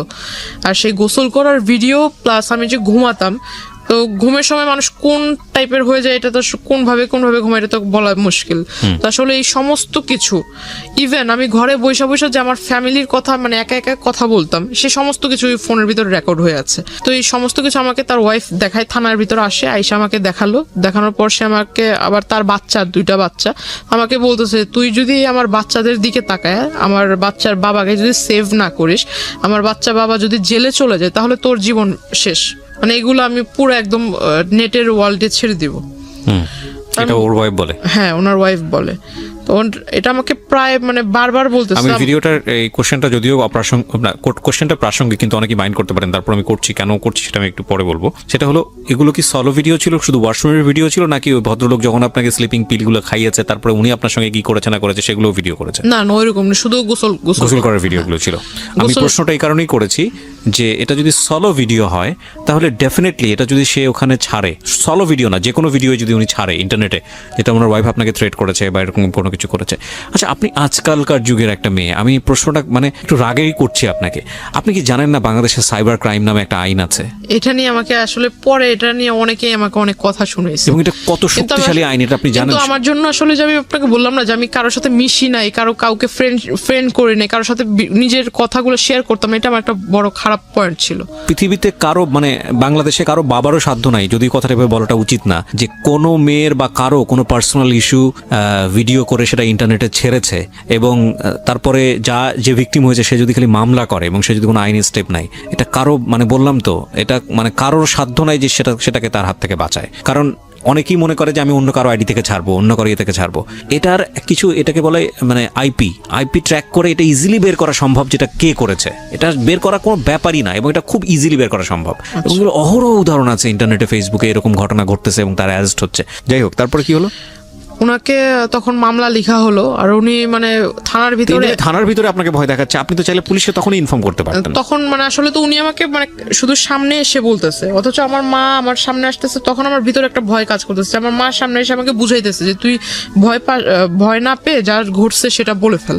আসলে আমার ভিতর চিন্তা যে এই মহিলা যেভাবে বলতেছে, এখন এটা যদি সবার কাছে দেখায়, এখন একটা মেয়ের কাছে তো তার মানে শুধু মেয়ে না, যে কোনো মানুষের কাছে তার সম্মান অনেক ইম্পর্টেন্ট। হ্যাঁ, এখন এটা যদি আমি যে এলাকা থেকে বিলংস করি, এটা তো মানে অনেকটা গ্রাম্য এলাকার মতো, তো এখানে যদি এই জিনিসটা একবার ছড়ায় তাহলে তো আমার কথা নিলাম বাদ দিলাম, আমার ফ্যামিলিটা কি হবে? আর আমার মা তো এত বছর ধরে নানুর বাসায় আছে, আমার বাবার বাসায় থাকলে একটা আরেক কথা। ইনস্ট্যান্টলি আপনার জবানবন্দি নিয়েছে? ওই সময় আপনার জবানবন্দি নিয়েছে না পরে নিয়েছে? মানে যে কোর্টে যে নেয়, কোর্টে তো অনেক পরের বিষয়। থানাতে কি হয়েছে আপনি সেটা বলেন? থানাতে মামলা হয়। হ্যাঁ, থানাতে মামলা হয় যে আমার যে কি বলে মাইনর, হ্যাঁ, ওই যে নারী ও শিশু, মানে তখন তো আমার বয়সটা হয়নি। হ্যাঁ, নারী ও শিশু নির্যাতন আইনে মামলা হয়, অপহরণ মামলা, এটার মামলা হয়। মামলা হওয়ার পর তাকে থানাতে সারা রাত্র রাখা হয়, পরের দিন তাকেও কোর্টে মেবি পাঠানো হয় আর আমাকেও পাঠানো হয় আপনার যে এটা কি বগুড়া কোর্টে? হসপিটালে। বগুড়া কোর্টে না না না, আপনার থেকে অ্যারেস্ট করেছে কোথায়? অ্যারেস্ট করেছে ঢাকাতে। ঢাকাতে অ্যারেস্ট করেছে, ওকে। তো আপনি তো ছিলেন তো বগুড়াতে? বগুড়া থেকে সে যখন ঢাকায় নিয়ে আসছে ওই দিনই নামার পরে হ্যাঁ, ঢাকাতে ল্যান্ড করার পরে? হ্যাঁ। ওকে, ল্যান্ড তো না, ঢাকাতে আসলে আসার পরে। হ্যাঁ, তো আমাকে মানে কোর্টে নিয়ে যায়, কোর্টে যে ডক্টরের যে চেক আপ গুলো থাকে ওখানে থাকে। তো ডক্টর আমাকে, মহিলা ডক্টর বলতেছে যেটা যেটা ঘটেছে সেটা বলবেন। এখন মহিলারা তো আমি আর বলতে পারি না যে আমার এই, মানে আমি তো নিজেই কনফিউজ যে আমাকে আদৌ কোনো ট্যাবলেট খাওয়াইছে কিনা, আদৌ আমাকে কোনো মানে কিছু খাওয়াইছে কিনা। এখন আমি বলতেছি যে না আসলে ওরকম কিছু না। আমার ভয়টা ছিল যে ওনার ওয়াইফ যদি কিছু একটা করে ফেলে, আমাকে যেভাবে বলতেছিল, আর ওনার ওয়াইফের পয়েন্টটা ব্যবহারটা। খেয়াল করবেন প্রিয় দর্শক এবং শ্রোতা, একটা যেটা হচ্ছে মামলা কিন্তু হয়েছে অপহরণ, নারী নির্যাতন মামলা, ওখানে কিন্তু ওই মামলায় কিন্তু তিনি অ্যারেস্ট, কিন্তু মামলা যেইটার উপরে বেসিস করে মামলার গতিবিধি যাবে সেটা হলো এই মেডিকেল রিপোর্টটা। এটা খুব ইম্পর্টেন্ট। এবং হ্যাঁ, মেডিকেল রিপোর্টটাতে যেটা আসতেছে সেটা খুবই ইম্পর্টেন্ট। পাশাপাশি পারিপার্শ্বিকভাবে অনেক বিষয় লজিক্যাল ব্যাপার আছে যে না ঠিক আছে তাহলে ওনাকে তুলে নিয়ে গেল কেন বা এরকম কেন করলো, হ্যাঁ সেগুলোও আছে, কিন্তু মেডিকেল রিপোর্টটা খুব খুব খুবই ইম্পর্টেন্ট। সেখানে কি হয়েছে দেখেন, বলেন তারপর। আমি আসলে ওনার ওয়াইফের কথা চিন্তা করে আমি ভাবলাম যে যেহেতু আমি ওর সামনে ম্যাজিস্ট্রেট আমাদের পরিচিত ম্যাজিস্ট্রেট, কিন্তু ম্যাজিস্ট্রেট আমার কথা শুনে সে খুব রাগান্বিত হয়ে যায়। আমি যখন বলি সেও খুব রেগে যায় যে যেটা ঘটতেছে তুমি সেটা বলতেছো না কেন, তুমি অন্যভাবে কথা বলছো কেন। তো আমি এটা করলাম, করার পর মানে এখান থেকে তাহলে আমাকে তখন ওই একটা পুলিশ, মানে যে মহিলাটা আমাকে, মহিলা কনস্টেবল যে নিয়ে গেছিল, সে আমাকে বলতেছে তুমি যে এই কাজটা করলে এখন এই লোকটা তো বেঁচে গেল, তোমার এই জবানবন্দির উপরে বেঁচে গেল। ওই জবানবন্দির উপরে যে সে আসলে জামিন পেয়ে যাবে, আমি ভাবছিলাম যে মানে যেটা হয়েছে আসলে ভালো তো হয়নি, কিন্তু আমারও তো হাত পা বাঁধার মতোই। মানে অন্য সবাই চিন্তা করতেছে যেটা হয়েছে, মানে তুমি মরে গেছো আবার মরার চিন্তা করতেছো কেন, সবাই আমাকে এইভাবে বলতেছে। তা আমার কথা হইতেছে যে বাবা যখন দেখবে, মা যখন দেখবে এই বিষয়টা, তখন কি ভাববে। ডিসিশন পাওয়ার পর আমরা নিজেদের যতটুকু যথাসাধ্য চেষ্টা করে যে আসামিকে অ্যারেস্ট করছি, তা আসামিকে অ্যারেস্ট করে লাভটা কি হলো। ডেফিনেটলি মানে ক্ষিপ্ত হওয়া উচিত। হ্যাঁ। আমরা নিজেরাই ক্ষিপ্ত হয়ে যাচ্ছি আপনার কথা শোনার পরে। খুব রেগে যায় তখন। আসলে আমি চুপচাপ ছিলাম, তখন আমাকে সে রাগ করে আমাকে বলতেছে যে ওরে বাড়িতে দিয়েও লাভ নাই, এর থেকে বোঝা যাইতেছে যে আসামির সাথে ওর ভালো কম্বিনেশন আছে। ইউ ডোন্ট ডিজার্ভ ইট, প্রথম কথা হচ্ছে এটা, কারণ আপনি এত বড় রকমের ভুল করেছেন, আনথিঙ্কেবল। ওকে, তারপর তখন আর আমাকে মানে কেউ পাত্তা দিচ্ছিল না, কেউ দাম দিয়ে কথা বলছিল না, কেউ আমাকে মানে কোন একটা ভালো কিছুর জন্য বলছিল না, সবাই যেন এরা চলতো। 4 মাস না 5 মাস পর সে জেল থেকে বের হয়। বের হওয়ার সাথে সাথে আমার মামির সাথে কন্ট্যাক্ট করে, আমার মামির সাথে একটা ভালো রিলেশন তৈরি করে ফেলে। মামির কাছে এই পিকচার গুলো পাঠায়, মামি আমাকে এই পিকচার গুলো দেখায়। মামিকে পিকচার কি নেটের মাধ্যমে পাঠিয়েছে নাকি মেইল করে? মামির মেসেঞ্জারে উনি পাঠিয়েছে। সেটা তো নেটে ছাড়া হলো না, হ্যাঁ। ব্যক্তিগতভাবে আদান প্রদান হয়েছে, কিন্তু নেটে ছেড়েছে আপনি নিশ্চিত হয়েছেন কিভাবে? এটা তো মামির ফোন থেকে, মানে ওনার যে আপনার আইডি খুলে যে ওইটাতে ছাড়ছে, সেটার লিংক মামিকে দিয়েছে, আইডির লিংকটা। মামি আইডিতে ঢুকছে, ঢুকে পিকচার উনি দেখছে, দেখার পর আমাকে দেখাইছে। তখন আমি সুইসাইড করার আর কি মানে প্ল্যানটা করি। তখন থেকে মানে সে করে কি, ওই যে ওই পেপারস গুলা দিয়ে অভিযোগ করে 13টা জায়গাতে অভিযোগ। গুলোতে আপনার সাইন নিয়েছিল। অভিযোগ করার পর আস্তে আস্তে মানে ওই যে আপনার বাড়িতে র্যাব, তারপর পুলিশ, ডিবির লোক দিনে 3-4 বার করে এসে পেপারগুলো। আমি আমার বাড়ির লোকের হয়ে অভিযোগ করেছি যে আমার বাড়ির লোকগুলা মাদক ব্যবসার সাথে জড়িত, প্লাস আমার সাথেও বাজে কাজ করায়, আমাকে ফোর্স করে। ও কি চাচ্ছিল, মানে যে লোকটা আপনাকে এভাবে জোর করে নিয়ে সংসার করবে, সামহাও আপনাকে লাইফ লাগবে, যেহেতু এত কিছু হয়ে গেছে, এবং সে প্ল্যান ছিল আর কি। ওকে, তারপরে কিডন্যাপ করলো আপনার বোনকে। আমার বোনকে কিডন্যাপ করার পর আমার বোনকে নেওয়ার সাথে সাথে আপনার খুব মানে আমাদেরকে তো কল দিচ্ছে, আমাকে কল দিচ্ছে বারবার, যে বলতেছে যে তুই যদি না আসিস তাহলে তোর বোনকে আর দেখতে পারবি না।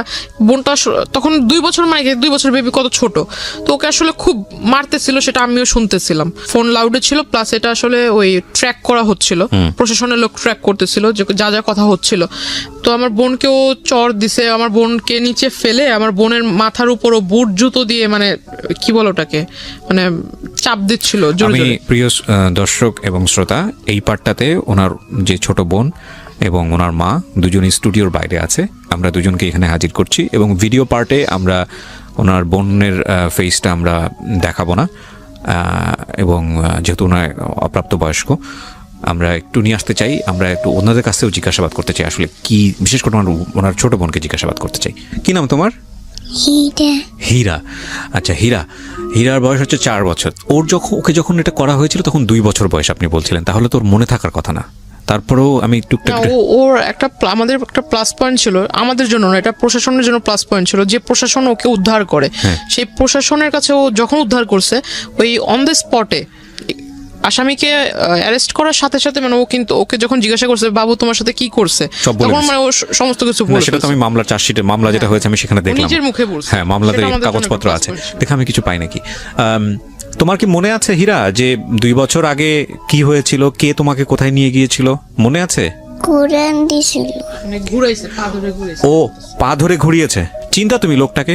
কানা হ্যাঁ ওর নাম আর কি, ও কানা বলে আর কি। কানা, বলে। কানা বলো তুমি ওকে?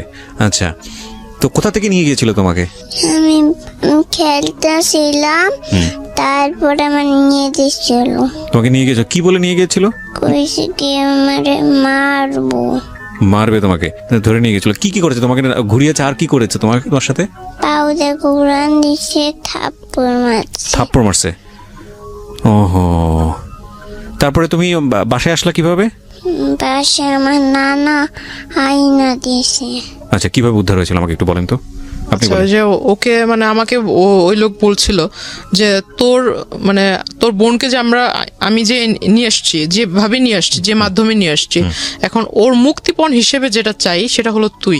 না আমি বুঝতে পেরেছি, আমি রেজাল্ট জানতে চাচ্ছি। তো আপনি তাহলে কি করলেন? ওনার কথায় কনভিন্স হয়েছে না? হ্যাঁ, আমার কথা শুনে আমার মনে হলো যে যেহেতু আমার কারণে সে এত কিছু করতেছে, আর আমাকে পাওয়ার পর যদি সে আসলে এগুলো না করে, এগুলো থেকে যদি বিরত থাকে, তাহলে আমি আমার বোন এবং মাকে ভালো রাখার জন্য, যাতে আমার কারণে তাদের সমাজের লোকের কাছ থেকে কিছু না শুনতে হয়, আমি এই জন্য এতটুকু স্যাক্রিফাইস করব। যেহেতু আমার লাইফের লেখাপড়ার ইচ্ছা ছিল, লেখাপড়াটা শেষ হয়ে আমি গেছে। কোনো ব্যাখ্যাতে যাচ্ছি না। তারপর আপনি হ্যাঁ, কি করলেন? তারপর আমি আসলে যাই, যান।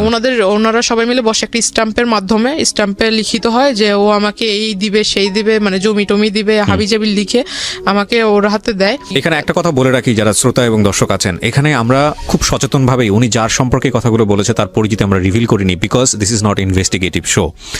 এবং শুধু এটাই না, উনি যাকে মামা বলছেন বা যাদের আশেপাশে যে লোকজনের কথা আছে, they are highly background in our society, very very high background.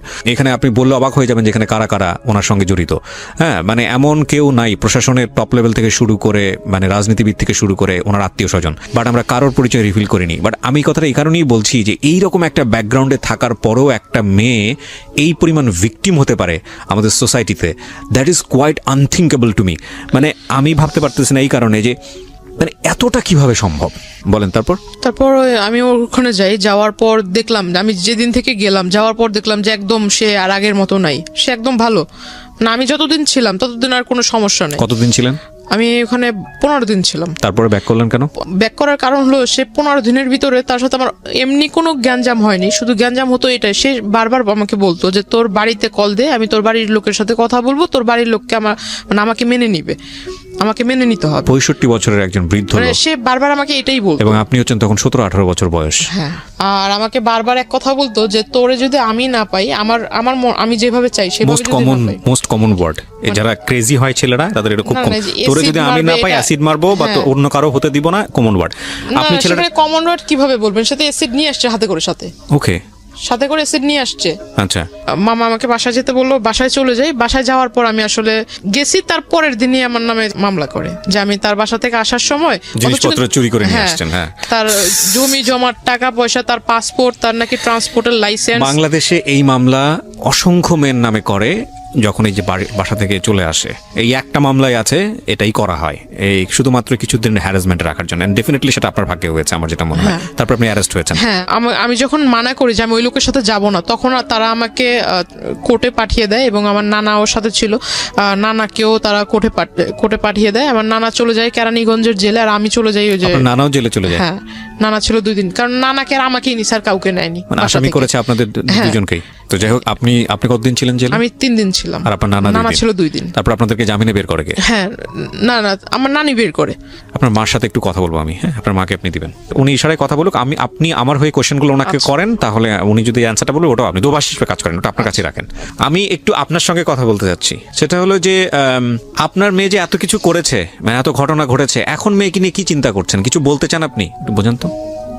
আচ্ছা, আমার মা বলতেছে যে আমার গার্ডিয়ান হিসেবে আমার বাবা মা না, আমার নানা নানি হলো আমার মেন গার্ডিয়ান। বাট আমার নানা নানি কয়দিন বাঁচবে, হয়তো কিছু আর 2-1 বছর পর তারা মারা যাবে। তো মারা যাওয়ার পর আমার গার্ডিয়ান হিসেবে কে থাকবে? কেউ থাকবে না। কিন্তু আমার বোনের গার্ডিয়ান দিক থেকে যদি আমি বলি, আমার মা বাবা কিন্তু আমার বোনের গার্ডিয়ান না, এখন আমি হলাম ওর গার্ডিয়ান না, আমাকেই আমার মা বাবার ভূমিকাটা পালন করতে হবে। বাবা থাকতেও নাই, হ্যাঁ, মূল কথা যে হ্যাঁ, বাবা হ্যাঁ, থাকতেও হ্যাঁ, নাই আসলে। হ্যাঁ, তো এখন আমার ওই বোনটার ক্ষেত্রে মানে আমাকেই অভিভাবক হিসেবে থাকতে হবে। তো এখন আমি তো হলাম একা। আমার যদি মানে এখন বিয়ে হয়ে যায়, আমার মা মানে যেটা বেশি ভাবতেছে, যদি আমার বিয়ে না হয় তাহলে আমি আমার মাকেই বা দেখবো কিভাবে, বোনকে দেখবো কিভাবে? কারণ বোনের প্রতি আমার বাবার একটা আকর্ষণ যেটা এটা আপনার মা সেটা নাই। ভাবছে, এটা আপনার হ্যাঁ, মা ভাবছে। আমার বোন। আচ্ছা, আমার হয়ে এই প্রশ্নটা একটু তাকে করেন। সেটা হলো যে আপনার মার কি এটা ভাবা উচিত না, মানে যে বিয়ের আগে অন্তত লেখাপড়া করে আপনাকে একটা আপনার আয় রোজগারের নিজের পায়ে দাঁড়ানোর ব্যবস্থাটা করা উচিত? জিজ্ঞেস করেন ওনাকে। আচ্ছা, উনি মূলত চিন্তা করতেছে আমার সেফটির কথা, আর আমার সাথে জড়িয়ে আছে আমার মা এবং আমার বোন। তো উনি ভাবছে যদি আমাকে মানে আমার যদি এখন বিয়ে হয়, বিয়ের পাশাপাশি আমি লেখাপড়া করব, আর আমার লেখাপড়া মানে আমি যখন লেখাপড়া করবো আর আমার যদি বিয়ে হয়, তাহলে আমার হাজবেন্ড আমার মাকে এবং আমার মার ছেলে হিসেবে, ছেলে হয়ে আমার মাকেও দেখবে, আমার বোনকে ভাই হয়ে দেখবে। এটা ওনার ওপিনিয়ন, আমি রেসপেক্ট করি, যে কোনো ওপিনিয়নই হোক না কেন। এটা সফল বাবা মায়েরই একটা বড় চিন্তা তার মেয়েকে নিয়ে। আপনার যে অতীতটা মানে দগদগে ঘা, সেটা আপনাকে সারাটা জীবন সাফার করাবে। এটা আপনাকে মেনে নিয়েই সামনে চলতে হবে, বিকজ আমরা চাইলে রাতারাতি সমাজটা চেঞ্জ করে ফেলতে পারি না। আমাদের সমাজের কিছু কিছু সমস্যা আছে, সেগুলো পরিবর্তন হয়তো বা হবে, কিন্তু এটা আপনাকে মেনেই সামনে আগাতে হবে। এখানে আমার কোশ্চেন, সমাজের লোক কি এটা বোঝে না যে আজকে অন্যের মেয়ের সাথে এটা হয়েছে, কালকে তো আমার মেয়ের সাথে এটা ঘটতে পারে, তো আমি এগুলো কেন বলবো? ডেফিনেটলি সবার বোঝা উচিত, কিন্তু এটা আপনাকে মাথায় রাখতে হবে যে সমাজের আসলে খুব বেশি দায় এখানে নাই। আপনাকে নিয়ে কে কি চিন্তা করলো সেটা নিয়ে আপনি কি চিন্তা করছেন, সেখানে আপনার দায় আছে। হ্যাঁ, এখন সমাজের 100টা মানুষকে নিয়ে যদি আপনি চিন্তা করেন, আপনি তো স্বাভাবিক জীবনযাপন করতে পারবেন না। এই যে আমি রাস্তায় বের হয়েছি, কোন মানুষটা আমাকে কি মনে করছে, এই যে আজকে আমি গল্পটা বলে গেলাম, কালকে আমার দিকে কোন লোক কিভাবে তাকাবে, এত কিছু মনে করলে তো কোনোদিন জাস্টিস আসবে না। So you have to speak. না, আপনি আজকে বললেন বলে কালকে আরেকটা মেয়ে এসে সাহস করে বলার সুযোগ পাবে, এবং যখন আপনারা বলা শুরু করবেন তখন এই কালপিটগুলো কিন্তু থামবে। রাইট? সো আপনাকে বলতে হবে, আপনার অধিকারের জন্য আপনাকে বলতে হবে। এবং আমি মনে করি আপনি আজকে বলেছেন, অসংখ্য মেয়ের মুখপত্র হয়ে বলেছেন। কারণ একটা মেয়ে আমাদের পরিবারে, আমাদের সমাজে, আমাদের বিভিন্ন জায়গা থেকে যে পরিমাণ নির্যাতনের শিকার হয়, এটা আসলে ভয়ঙ্কর। এবং সেই জায়গাটা থেকে আমাদের সবারই সাপোর্ট করা উচিত তাদেরকে। যেটা আমি অনুষ্ঠানের শুরুতেই বলেছিলাম প্রিয় শ্রোতা, যে আমরা যে ব্যক্তিটি আজকে জান্নাতের এই জীবনের জন্য দায়ী, যার কথাটি এখানে বারবার এসছে, তাকে আমরা ফোনে এখানে কানেক্ট করছি, এবং আপনাদেরকে শুরুতেই বলেছি যে তার নাম পরিচয় আমরা এখানে ফ্ল্যাশ করব না। এই অনুষ্ঠানের প্রেক্ষাপটে কেউ যদি স্বেচ্ছায় এসে অন্যান্য কোনো মিডিয়াতে এসে বলে যে আমি সেই ব্যক্তিটি, সেটার দায় অনুষ্ঠানের না। কিন্তু আমরা আমাদের অনুষ্ঠানের প্রেক্ষাপটে নাম পরিচয় ফ্ল্যাশ না করি তাকে কানেক্ট করছি।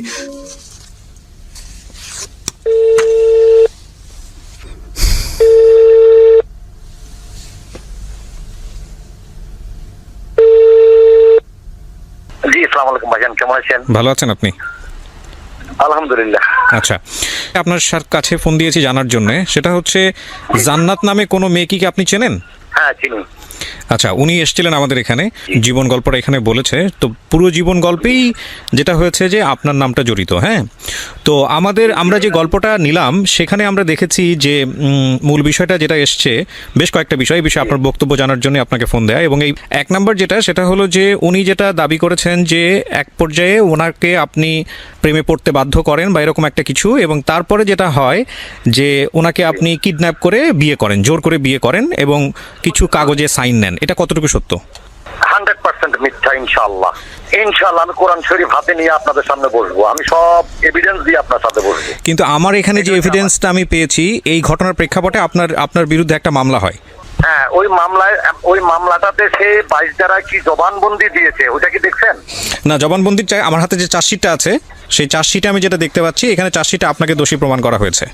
না, আমি এখনো দোষী প্রমাণ হয়নি, মামলা প্রায় খালাসের পথে। সে তাকে যে অপহরণ করা হয়েছে, সে যে বলছে, এবং সে যে 22 ধারায় জবানবন্দি মাননীয় বিজ্ঞ আদালতে সম্মানিত ম্যাজিস্ট্রেট সাহেবের কাছে দিয়েছেন, ওই 22 ধারার কাগজটা তাকে দিতে বলেন। ওইখানে সেইটা প্রমাণ করে গেছে যে আমি তাকে কিডন্যাপ করি নাই। তারা তো শুধু তাদের কথাগুলোই বলছে, কিন্তু তারা মিথ্যা কথাগুলো বলছে। তো যেই জিনিসগুলো আমার হাতে এসছে প্রমাণের জায়গা থেকে, একটা হচ্ছে কিছু তদন্ত রিপোর্ট। প্রথম যে মামলাটা হয়েছিল আপনার, উনি যে মামলাটা মামলাটা করেছিলেন সেই মামলায় আমি যেটা দেখতে পাচ্ছি যে চার্জশিটটা দেওয়া হয়েছে সেই চার্জশিটে স্পষ্টভাবেই বলা হয়েছে যে আপনি ওনাকে কিডন্যাপ করেছেন এবং এর এর এর পরবর্তী বক্তব্য আপনার যেটা আপনি যেটা বলছেন যে 22 ধারা বা মামলা ডিসমিসের পথে আছে, এটা হচ্ছে আপনার বক্তব্য, তাই তো? হ্যাঁ, 22 ধারা সে বিজ্ঞ আদালতে যে জবানবন্দি দিয়েছে ওই ধারাতে বলছে আমি তাকে অপহরণ করি না, সে স্বইচ্ছায় আমার সাথে গিয়েছে। আচ্ছা, এটা হচ্ছে এই প্রেক্ষাপটে আপনার বক্তব্য, কিন্তু আপনি কোর্টকে রেফার করছেন। 1 2 নম্বর যেটা সেটা হচ্ছে আপনার বিরুদ্ধে আরো একটি মামলা হয়, সেই মামলাটা হচ্ছে তার যে ছোট বোন, তার বয়স এখন বোধ হ্যাঁ, হ্যাঁ। তার ছোট বোনকে অপহরণ করেন আপনি এবং তাকে পাওয়ার জন্য, তাকে করার জন্য, মানে জোর করে পাওয়ার জন্য। সেই সময় আপনার তার সাথে যে ফোনের কথোপকথন, সেই কথোপকথন লিখিত আকারে এখানে আছে এবং আমি যেটা দেখতে পাচ্ছি সেই মামলারও একটা চার্জশিট হয়েছে। সেই চার্জশিটে স্পষ্ট করে বলা হয়েছে যে আপনি অপহরণ করেছেন, আপনাকে অন স্পট ধরা হয়েছে এবং আপনি এটার অপরাধী। কি বলার আছে এটার প্রেক্ষাপটে? আচ্ছা, এই প্রসঙ্গে তার মামা তাদের স্থানীয় ইউনিয়ন পরিষদ চেয়ারম্যান একটা বৈঠক করে বিচার করে আমাদেরকে মীমাংসা করে দিয়েছেন। কেমন মীমাংসা করে দেওয়ার পরে তিনি 10 মাস 10 দিন পরে আবার আমার কাছে চলে আসতেন যে আমি সংসার করব। এই প্রতিমধ্যে তার মামা, তার নানি এবং তার তার নানা, তার মামি, তার মামা এবং সে প্রায় আমার সাথে যোগাযোগ করতো টেলিফোনে। আমি বললাম যে না, যেটা একেবারে শেষ হয়ে গেছে ওটা নিয়ে আমি আর মাথা কামাইতে রাজি না। যেটাতে বিচার হয়েছে সম্মানিত চেয়ারম্যান সাহেব, মাননীয় চেয়ারম্যান সাহেব বৈঠক করে এটা মিনিমাইজ করে দিয়েছেন, ওটাতে আমি আর যেতে রাজি নই। তখন সে বললে যে তুমি যদি আমাকে না নাও আমি তো কলঙ্কিত হয়ে গেছি, আমার মা বাবা, আমি নানার বাড়িতে থাকি, আমার কোনো পরিচয় নাই। এখন আমার নানি আমাকে প্রথম যে মামলাটা, ওই মামলাটাও সে জেলে ছিল, ওই মামলায় সেও জেলে ছিল 16 দিন, আমি ছিলাম 21 দিন।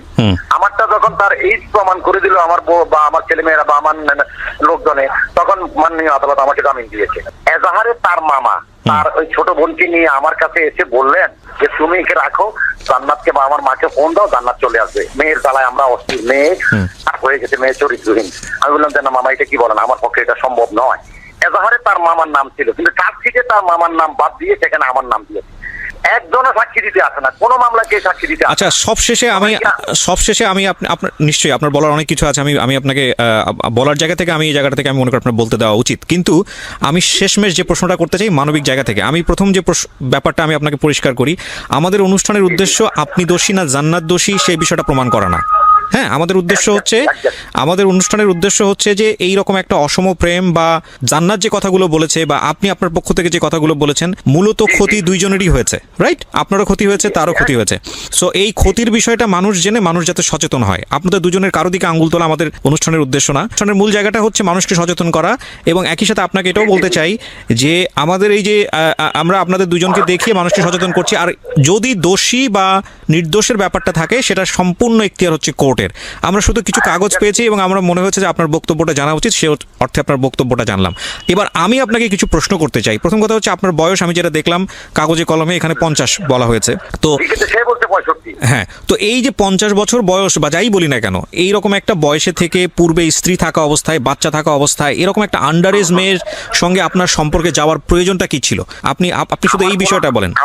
আমার কোনো প্রয়োজন ছিল না। তার নানি এবং তার নানি যখন যে মামলাটা বিনা দোষে আমাকে এবং তাকে জেলে দিয়েছিল প্রথম মামলাটা, এই মামলার পরিপ্রেক্ষিতে সে জামিন পেয়েছে, আমি জামিন পেয়েছি। জামিন পেয়ে আসার পর সে কার কাছে খবর পেলো আমার জামিন হয়েছে, সে আমাকে টেলিফোনে, আমার ফেসবুকে যাবতীয় টেলিফোন মানে করতে করতে আমাকে অস্থির বানায় ফেলছে যে আমি আপনার কাছে মাপ চাবো, দেখা করবো, এই করবো, সেই করবো, অনেক কথা। তখন আমি আমার বউকে জিজ্ঞাসা করলাম আমি কি যাবো? বলে তোমাকে এত মান সম্মান, তুমি একটা রাজনৈতিক নেতৃত্ব, তোমার জীবন ধ্বংস করে দিও, তুমি আবার তার সাথে কেন দেখা করবা?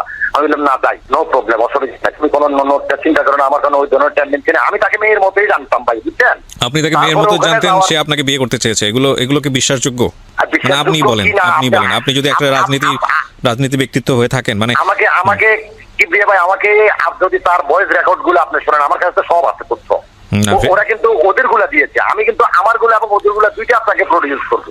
আমার লক্ষ লক্ষ টাকা নিয়েছে, তারা জেলও ছিল, তাদের বিরুদ্ধে আমি মামলা করছি, তাদেরকে আমি জেলও খাটাইছি। কিন্তু তার ভয়েস রেকর্ড গুলা, তার চ্যাটিং গুলা, তার ভিডিও সিডি গুলা যদি আপনি দেখেন, তাহলে আমি তাকে দোষী করি না, কিন্তু তার সম্পূর্ণ দোষ হচ্ছে তার নানি। ডেফিনেটলি। সো এই হচ্ছে জান্নাতের জীবন গল্প। আমি শেষ বেলায় এসে খুব ছোট্ট করে যে কথাটি বলতে চাই সেটা হলো যে জান্নাত কতটুকু ভুল করেছে, কিংবা যে ব্যক্তিটি, যিনি 50 ব্যক্তি, জান্নাতের এই জীবনের জন্য দায়ী, যিনি নিজেকে এখনো জান্নাতের স্বামী বলে দাবি করলেন, তিনি কতটুকু ভুল করেছেন সেটা আমাদের আজকের এই অনুষ্ঠানে আঙ্গুল দিয়ে তাদের দুজনকে আঙ্গুল দেয়া বা আঙ্গুল দিয়ে দেখিয়ে দেওয়া আমাদের উদ্দেশ্য নয়। আমরা শুধু বলতে চাই যে জান্নাতের মতো ভুল যেন আপনি না করেন, কিংবা যে ব্যক্তিটি জান্নাতের এই জীবনের জন্য দায়ী বা আদৌ দায়ী কিনা সেটা কোর্ট প্রমাণ করবে, সেই রকম অবস্থায় যেন আপনি না যান, কারণ ক্ষতিটা আসলে দুজনেরই হয়েছে। তো সেই জায়গাটা থেকে সচেতন হওয়াটা খুবই জরুরি। অনেক ভালো থাকবেন। আজকের মতো শুভরাত্রি।